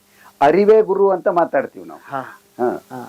ಅಥವಾ ಬುದ್ಧ ಕೊನೆಗೆ ಹೇಳಿದ ಮಾತು, ಅವನಿಗೆ ಅವನ ಶಿಷ್ಯ ಆನಂದ ಕೇಳ್ತಾನಂತ, ಜಗತ್ತಿಗೆ ನೀನು ಕೊಡೋ ಉಪದೇಶ ಏನು ಅಂತ. ಬುದ್ಧ ಸಾಯೋ ಸಮಯದೊಳಗೆ ಬುದ್ಧ, ನಾನು ಬೇರೆ ಯಾವ ಉಪದೇಶ ಕೊಡೋದಿಲ್ಲಪ್ಪ, ಆಪ್ತ ದೀವೋಭವ ಅಂತ. ನೀನು ನಿನಗೆ ಬೆಳಕಾಗು, ನೀನು ನಿನಗೆ ಬೆಳಕಾಗು, ಸ್ವಯಂ ದೀಪವಾಗು ಅಂತ. ಅವ್ರು ನೋಡಿದ್ರೆ ಖುಷಿ ಆಗ್ತದೆ. ಮಾತಾಡಿಸ್ತಿದ್ದೆ ನಾನು, ಎಷ್ಟು ಚಂದ ಅವರು ನನ್ನೊಳಗಡೆ ನಾನು ಕಂಡುಕೊಂಡೆ, ನಾನು ಹೊಸ ಮನುಷ್ಯ ಆಗಿ ಹೊರಗಡೆ ಹೋಗ್ತಿದ್ದೀನಿ ಅಂತ ಹೇಳ್ತಿದ್ರು. ಅದು ಅದ್ಭುತ. ಅಂದ್ರೆ ಇವತ್ತಿನ ಹುಡುಗ ಆತ 4 ಜನಕ್ಕೆ ಹೇಳ್ತಾನೆ, ಇತ್ತ ನೋಡಿ 4 ಜನ ಪ್ರಭಾವಿತರಾಗ್ತಾರೆ, ಬರ್ಬೇಕು, ಹೊಸದೇನೋ ಹುಟ್ಟುತ್ತೆ. ಮುಖ್ಯವಾಗಿ ಏನಂತಂದ್ರೆ, ಕೇವಲ ಕನ್ನಡ ಬಲ್ಲವ್ರು, ಇವ್ರು ಯಾರಿಗೂ ಇಂಗ್ಲಿಷ್ ಬರುದಿಲ್ಲ, ಹಿಂದಿ ಬರುದಿಲ್ಲ. ಆ ಒಂದೇನು ಕೀಳರಿಮೆ ಇತ್ತಲ್ಲ ಮೊದಲು, ಆ ಕೀಳರಿಮೆಯಿಂದ ಹೊರಗೆ ಬಂದು ನಾನೂ ಒಬ್ಬ ವ್ಯಕ್ತಿ, ನನ್ನೊಳಗೂ ಏನೋ ಒಂದಿದೆ ಅನ್ನೋದನ್ನ ಕಲಿಯೋದಿದೆಯಲ್ಲ, ಅದನ್ನ ಅರ್ಥ ಮಾಡ್ಕೊಳ್ಳೋದಿದೆಯಲ್ಲ, ಆ ಆತ್ಮ ಧೈರ್ಯದ ಮೇಲೆ ಮುಂದೆ ಹೋಗೋದಿದೆಯಲ್ಲ, ಅದನ್ನ ಅವ್ರು ಕಲಿತು ಬಿಟ್ರೆ ಸಾಕು ಅಂತ. ಬಹಳ ಸ್ವಾಭಿಮಾನಿ, ಸ್ವಾವಲಂಬಿ ವ್ಯಕ್ತಿಗಳಾಗ್ತಾರೆ. ತಮ್ಮ ಅಡಿಗೆ ತಾವೇ ಮಾಡ್ಕೋತಾರೆ, ಏನೇನೋ ನಡೀತದ ಇಲ್ಲಿ. ಹಿಂಗೆಲ್ಲ ಮಾಡಿ ಹೋದವ್ರು ನಿಮ್ಮ ಎದುರಿಗೆ ಬಂದು ಅವ್ರು ಬಂದು ಬದುಕು ಕಟ್ಕೊಂಡಾಗ ನಿಂತಿರ್ತಾರಲ್ಲ, ಏನ್ ಅನ್ಸುತ್ತೆ ನಿಮ್ಗೆ? ಅದೆಂತ ಖುಷಿ ಹೇಳ್ರಿ. ಅಂತವ್ರು ಬಂದು ಇಲ್ಲಿ ಇದ್ದು 1 ವರ್ಷದೊಳಗೆ ನಾನು ಬದಲಾದೆ ಅಂತ ಹೇಳ್ತಾರಲ್ಲ, ನಾವು 1 ವರ್ಷದೊಳಗೆ ನಾವ್ ಏನ್ ಅವ್ರಿಗೆ ಹೆಚ್ಚು ಕೊಟ್ಟಿಲ್ಲ. ಸ್ವಯಂ ದೀಪ ಆಗ್ಲಿಕ್ಕೆ ಬಿಟ್ಟು ಬಿಟ್ಟಿದೀವಿ. ಅವ್ರ ಪಾಡಿಗೆ ಅವ್ರನ್ನ ಬಿಟ್ಟಿದ್ದೀವಿ, ಅವ್ರು ಆಗ್ತಾರೆ. ಪ್ರಕೃತಿ ಬದಲು ಮಾಡ್ತಾ ಇದೆ. ಪ್ರಕೃತಿ ಅವರನ್ನು ಬದಲು ಮಾಡ್ತದೆ, ಪ್ರಕೃತಿ ಅವರನ್ನು ಬದಲು ಮಾಡ್ತದೆ. ಅದು ಬಹಳ ಸಂತೋಷ. ಅದು ನಾವೇನು ದೊಡ್ಡದು 200 ಮಕ್ಕಳದು ವಿದ್ಯಾಲಯ ಮಾಡಿದ್ವಿ, ಮತ್ತೊಂದೇನೋ ದೊಡ್ಡ ಸಂಸ್ಥೆಯನ್ನು ಕಟ್ಟಿದ್ವಿ ಅನ್ನುವಂಥದ್ದಿಲ್ಲ. 6 ಜನ, ಹೆಚ್ಚಂದ್ರೆ 8 ತಮ್ಮ ಅಡಿಗೆ ತಾವೇ ಮಾಡಿಕೊಂಡು ಇಲ್ಲಿ ಇದನ್ನೆಲ್ಲ ಜವಾಬ್ದಾರಿ ತಗೊಂಡು, ಅದು ಕರೆಂಟಿಂದೇನೋ ಜವಾಬ್ದಾರಿ ಇರ್ತದೆ, ನೀರಿಂದೇನೋ ಇರ್ತದೆ, ಶಿಬಿರಗಳನ್ನು ಮಾಡುವಾಗ ಅದರದೇ ದೊಡ್ಡ ತಯಾರಿ ಇರ್ತದೆ, ಎಲ್ಲ ಸ್ವಚ್ಛ ಮಾಡೋದು, ಎಲ್ಲ ಶಿಸ್ತು ಮಾಡೋದು, ಈ ಎಲ್ಲವನ್ನು ಕಲಿತಾ ಹೋಗ್ತಾರಲ್ಲ ಅವರು. ಯಾಕಂದ್ರೆ 8 ಜನಕ್ಕೆ ಸೀಮಿತಗೊಳಿಸಿದ್ರಿ? ಸದ್ಯಕ್ಕೆ ಒಂದು ಆರ್ಥಿಕವಾಗಿಯೂ ಕೂಡ ಅದಕ್ಕಿಂತ ಹೆಚ್ಚು ನನ್ನ ಕೈ ಇಲ್ಲ ಅಂತ. ಎರಡನೇದು ಮುಖ್ಯ ಅಂದ್ರೆ ನೀವು 10-15 ಮಾಡಿಬಿಟ್ರೆ ಅಂದ್ರೆ ಅಡಿಗೆಗೆ ಇನ್ನೊಬ್ರನ್ನ ಇಡಬೇಕಾಗ್ತದೆ. ಈಗ ಸದ್ಯಕ್ಕೆ ಅವ್ರು ತಮ್ಮ ಅಡಿಗೆ ತಾವೇ ಮಾಡ್ಕೋಬೇಕು, ಅದೇ ದೊಡ್ಡ ಕಲಿಕೆ. ಅಡಿಗೆ ಮಾಡ್ಕೊಂಡು ಉಣೋದಿದೆಯಲ್ಲ, ನನ್ನ ಅಡಿಗೆ ನಾನೇ ಎಷ್ಟು ಖರ್ಚು ಮಾಡ್ತೀನಪ್ಪ ಆಹಾರದ ಮೇಲೆ ಅಂತ, ಅದು ಬರ್ಬೇಕದು. ನೀವು ಅಡಿಗೆ ಭಟ್ರನ್ನ ಇಟ್ಬಿಟ್ರಿ ಅಂದ್ರೆ ಇವ್ರು ಅಷ್ಟ್ರ ಮಟ್ಟಿಗೆ ದೂರ ಬಂದ್ಬಿಡ್ತಾರೆ, ಹಾಗಾಗಬಾರ್ದು ಅಂತ. ಆದ್ರೆ ಬೇರೆ ಏನೋ ಆಲೋಚನೆ ನಡೆದಿದ್ದದ. ನಂಗೆ ಸಾಕಷ್ಟು ಜನ ಕೇಳ್ಯಾರ, ಈ ಕಲಿಗಳನ್ನ ನೀವು ನಮ್ಮ ತೋಟಕ್ಕೆ ಕಳಿಸ್ಕೊಡ್ಬೋದಾ, ನಮ್ಮ ಇದಕ್ಕೆ ಕಳಿಸ್ಕೊಡ್ಬೋದಾ ಅಂತ. ಬಹುಶಃ ನೋಡೋಣ ಅಂತ. ಈ ವರ್ಷ ಸಾಧ್ಯ ಆದ್ರೆ 20 ಜನ ಯುವಕರನ್ನ ತಗೊಂಡು ಅವರನ್ನ 4 ಬೇರೆ ಬೇರೆ ತೋಟಗಳಲ್ಲಿ 5-5 ಜನರಾಗಿ ಇಟ್ಟುಬಿಟ್ಟು 3 ತಿಂಗಳು ಇಲ್ಲಿ ಇರ್ತಾರೆ, ಆಮೇಲೆ ಈ 5 ಜನ ಆ ತೋಟಕ್ಕೆ ಹೋಗ್ತಾರೆ, ಆಮೇಲೆ ಅವ್ರು ಮುಂದಿನ ತೋಟಕ್ಕೆ ಹೋಗ್ತಾರೆ. ಈ ತರ ಒಂದು ಸಣ್ಣ ಪ್ರಯತ್ನವನ್ನ ಮಾಡಬೇಕು ಅಂತ. ಎಲ್ಲೋ ಅದು ಸಾಧ್ಯ ಆಗ್ತದಿಲ್ಲೋ ಗೊತ್ತಿಲ್ಲ, ಆಗತ್ತೆ ಬಿಡ್ರಿ. ನಿಮ್ಗೆ ಇದನ್ನ ಆಮೇಲೆ ಬಹಳ ಖುಷಿಯಾಗಿದೆ. ಒಂದ್ ಗಿಡನ ಎಷ್ಟ್ ಚಂದ ನೀವು ಹಿಂಗ್ ನೆಟ್ಟಿರೋದ್ರಿಂದ ಮೋಸ್ಟ್ಲಿ ಆ ಭಾವ ನಿಮ್ಗೆ ಇರ್ಬೋದು. ಅದು ಹಣ್ಣು ಬಿಡೋ ಮುಂದೆ ಖುಷಿ ಆಗ್ತದೆ, ನಿಮ್ಗೆ ಹೂ ಬಿಡೋ ಮುಂದೆ ಖುಷಿ ಆಗುತ್ತೆ, ಜನಕ್ಕೆ ಹೇಳೋ ಮುಂದೆ ಖುಷಿ ಆಗುತ್ತೆ. ಏನ್ ನೋಡ ನಾನ್ ತಂದಿದ್ದೆ ನೆಟ್ಟಿದ್ದೆ, ಅದ್ ನೋಡ್ರಿ ಅರಳಿ ಮರ ಕಲ್ಪನೆಗೆ ಸಿಗ್ಲಾರ್ದು ನಮಗೆ, ನಿಮಗೆ ಆ ಸಸಿ ತಂದು ನಟ್ಟಿದ್ದ ದಿನಗಳು, ಆ ಕ್ಷಣಗಳು ನೆನಪಿದೆ. ಹೌದು ಹೌದು ಅಲ್ವಾ? ಮೋಸ್ಟ್ಲಿ ಅದರಷ್ಟು ಖುಷಿ ಇನ್ನೆಲ್ಲಿ ಸಿಗ್ಲಿಕ್ಕಿಲ್ಲ ಅನ್ಕೊಂಡೆ. ಅದು ಬೇರೆನೆ ಒಂದು. ನಾವು ಎಲ್ಲೋ ಹುಡುಕ್ತಾ ಇದೀವಿ, ಕೋಟಿಗಳಲ್ಲಿ, ಕಾರುಗಳಲ್ಲಿ, ಬಂಗಲೆಗಳಲ್ಲಿ, ಸೈಟ್ಗಳಲ್ಲಿ. ಹೌದೌದು, ಹುಡುಕ್ತಾ ಇದೀವಿ. ಇಲ್ಲಿ ಸಾಧ್ಯ ಇದೆ ಅಂತ. ನನ್ನ ಹೆಸರು ಸುಮಂಗ್ಲಾ ಅಂತ. ಎಲ್ಲಿಂದ ಬರ್ತಾ ಇದ್ರಿ? ನಾವು ದಾವಣಗೆರೆಯಿಂದ ಮಾದಿಹಳ್ಳಿ ಅಂತ. ಏನ್ ಮಾಡ್ತಿದ್ರಿ ಅಲ್ಲಿ? ಇಲ್ಲಿ ಯಾವಾಗ ಬಂದ್ರಿ? ಎದಕ್ ಬಂದ್ರಿ? ನಾವು ಮುಂಚೆ ನಂದು ಡಿಗ್ರಿ ಆಗದೆ, ಡಿಗ್ರಿ ಆದ್ಮೇಲೆ ಡ್ರಾಮಾ ಡಿಪ್ಲೊಮಾ ಅಂತ ಮಾಡಿದೆ, ಪೃಥ್ವಿ ರಂಗಶಾಲೆ ಅಂತ. ಅಲ್ಲಾದ್ಮೇಲೆ ಒಂದು 5-6 ವರ್ಷ ತಿರುಗಾಟ ಮಾಡಿದೆ. ಜಮುರಾ ತಿರುಗಾಟ, ನಾಟ್ಯ ಯೋಗ ತಿರುಗಾಟ, ಬೀದಿ ನಾಟಕ, ಈ ತರ ಎಲ್ಲ ಮುಗಿಸ್ಕೊಂಡು ಆಮೇಲೆ ನಾಟ್ಯ ಯೋಗದಾಗ ಕುಮಾರ್ ಲಾಲ್ ಅಂತ ಇದ್ದಾರೆ ಇಲ್ಲಿ 1ನೇ ವರ್ಷದಲ್ಲಿ. ಅವರು ನಾವು 3 ತಿಂಗಳು ತಿರುಗಾಟ ಮಾಡಿದ್ವಿ. ಅವ್ರ ಪರಿಚಯದಿಂದ ಈ ಸುಮನ ಸಂಗಮ ಪರಿಚಯ ಆಯ್ತು. ಆಲ್ರೆಡಿ ಕಲ್ತಿದ್ರಿ, ತಿರುಗಾಟ ಮಾಡಿದ್ರಿ, ಎಕ್ಸ್ಪೀರಿಯನ್ಸ್ ಇತ್ತು, ಮತ್ತೆ ಇಲ್ಲಿ ಏನ್ ಕಲಿಬೇಕಂತ ಬಂದ್ರಿ? ಅಲ್ಲಿ ಬರೀ ನಾಟಕ, ಆದ್ರೆ ಇಲ್ಲಿ ನಾಟಕ ತರ ಜೀವನ ಇರಲ್ಲ ಸರ್, ಜೀವನಕ್ಕೋಸ್ಕರ ನಾಟಕ ಮಾಡೋದು. ಅಲ್ಲಿ ಬರೋಣ, ನಮ್ಗೆ ಏನ್ ಇರುತ್ತೋ ಏನ್ ಸಿಗುತ್ತೋ ಗೊತ್ತಿಲ್ಲ, ಒಟ್ ನಾಟಕ ಮಾಡ್ಬೇಕು, ಜನರ ಹತ್ರ ಹೊಗಳ್ಸ್ಕೋಬೇಕು, ಆತರ ಅಷ್ಟೇ ಅಲ್ಲಿ ಇದ್ದಿದ್ದು. ಆಮೇಲೆ ಇಲ್ಲಿ ಬೇರೆ ತರ ಸರ್, ನಮ್ ಜೀವನ ಹೆಂಗ್ ನಾವ್ ಕಟ್ಕೋಬೇಕು, ಸರಳ ಜೀವನ ಯಾವ ತರ ಬದುಕ್ಬೇಕು ಅನ್ನೋದು ಇಲ್ಲೆಲ್ಲ ಕಲ್ಸ್ಕೊಡುತ್ತೆ ಸರ್. ಈ ತರ ರಂಗಭೂಮಿಲಿ ಸಿಗೋದು ಕಷ್ಟ ಸರ್. ಅಲ್ಲಿ ದುಡ್ಡಿಗೋಸ್ಕರ, ನಾಟಕಕ್ಕೋಸ್ಕರ ಅಲ್ಲಿ ಸ್ಪರ್ಧಾಟ ಜಾಸ್ತಿ ಇರುತ್ತೆ ಸರ್. ಇಲ್ಲ ಆತರ ಇಲ್ಲ ಸರ್, ಇಲ್ಲೆಲ್ಲದಕ್ಕೂ ಚೆನ್ನಾಗಿರುತ್ತೆ ಸರ್. ನಿಮ್ಮ ಮುಂದಿನ ಲೈಫ್ ಸ್ಟೈಲ್ ಬೇರೆ ಇರುತ್ತೆ ಅನಿಸ್ತಾ ಇದೆಯಾ? ಅನಿಸ್ತಿದೆ ಸರ್, ತುಂಬಾ ಅನಿಸ್ತಿದೆ. ಇಲ್ಲಿ ಮೊದ್ಲಿಗೆ ಇದ್ದಿದ್ದೆ ಬೇರೆ, ಇವಾಗ ಬದಲು ಸಿಕ್ಕಾಪಟ್ಟೆ ಚೇಂಜ್ ಆಗುತ್ತೆ ಸರ್. ಈಗ ರಂಗಭೂಮಿ ಕಡೆ ಒಲವು ಯಾವಾಗ ಬಂದಿದ್ ನಿಮ್ಗೆ? ಯಾಕೆ ಬಂತು ಹಿಂಗೆ? ನಾನು ಡಿಗ್ರಿ 2nd ಇಯರ್ ಓದ್ಬೇಕಾದ್ರೆ ಒಂದು ಮ್ಯಾಕ್ಬತ್ ಅಂತ ಒಂದು ನಾಟಕ ನೋಡಿದ್ದೆ ಹರಪನಹಳ್ಳಿಯಲ್ಲಿ. ಆಮೇಲೆ ನಾನು ಮುಂಚೆನು ಸ್ಕೂಲಲ್ಲೆಲ್ಲ ಹಾಡು, ಡ್ಯಾನ್ಸು, ನಾಟಕ, ಭಾಷಣ ಈ ತರ ವೇದಿಕೆ ಮೇಲೆ ತುಂಬಾನೇ ಪ್ರೋಗ್ರಾಮ್ ಕೊಡ್ತಿದ್ದೆ. ಅವಾಗಿಂದನೂ ನನಗೆ ಇಂಟ್ರೆಸ್ಟ್ ಇತ್ತು. ಮತ್ತೆ ಈ ನಾಟಕದಲ್ಲೆಲ್ಲ ಇವಾಗಲೂ ಇಂಟ್ರೆಸ್ಟ್ ಇದೆ, ಅದನ್ನು ಬಿಡಕ್ಕಾಗಲ್ಲ. ಯಾಕಂದ್ರೆ ಅಲ್ಲಿಂದ ನಾನು ಇಲ್ಲಿ ಬಂದಿರೋದು, ಅದರಿಂದನೇ ನಾನು ಇಲ್ಲಿ ಬಂದಿರೋದು. ಅದು ಇಲ್ಲ ಅಂದ್ರೆ ನಾನು ಮನೇಲೇ ಇರ್ತಿದ್ದೆ. ಹಾಗಾದ್ರೆ ಈ ಸಂಸ್ಥೆ ಬಗ್ಗೆ ಏನ್ ಹೇಳ್ತೀರಿ? ಈ ಸಂಸ್ಥೆ ಬಗ್ಗೆ ಎಷ್ಟು ಹೇಳಿದ್ರು ಕಡಿಮೆನೆ ಸರ್. ತಗೊಂಡೋಗೋದಾದ್ರೆ ಏನ್ ತಗೊಂಡೋಗ್ತೀರಿ? ನಮ್ ಜೀವನ ನಾವು ತಗೊಂಡ್ ಹೋಗ್ತೀವಲ್ಲ, ನಮ್ ಸರಳ ಜೀವನ ನಾವ್ ಹೆಂಗ್ ಬದುಕ್ಬೇಕು ಅನ್ನೋದು ಕಲ್ಸ್ಕೊಟ್ಟಿದೆ. ಯಾರಿದ್ರು ಯಾರಿಲ್ಲ ಅಂದ್ರೂ ಬದುಕ್ಬೋದು ಅನ್ನೋದು ಕಲ್ಸ್ಕೊಟ್ಟಿದೆ. ನಮ್ಗೆ ಏನು ಇಲ್ಲ ಅಂದ್ರೂ ಹೆಂಗ್ ಬದುಕ್ಬೇಕು ಅನ್ನೋದು ಕಲ್ಸ್ಕೊಟ್ಟಿದೆ.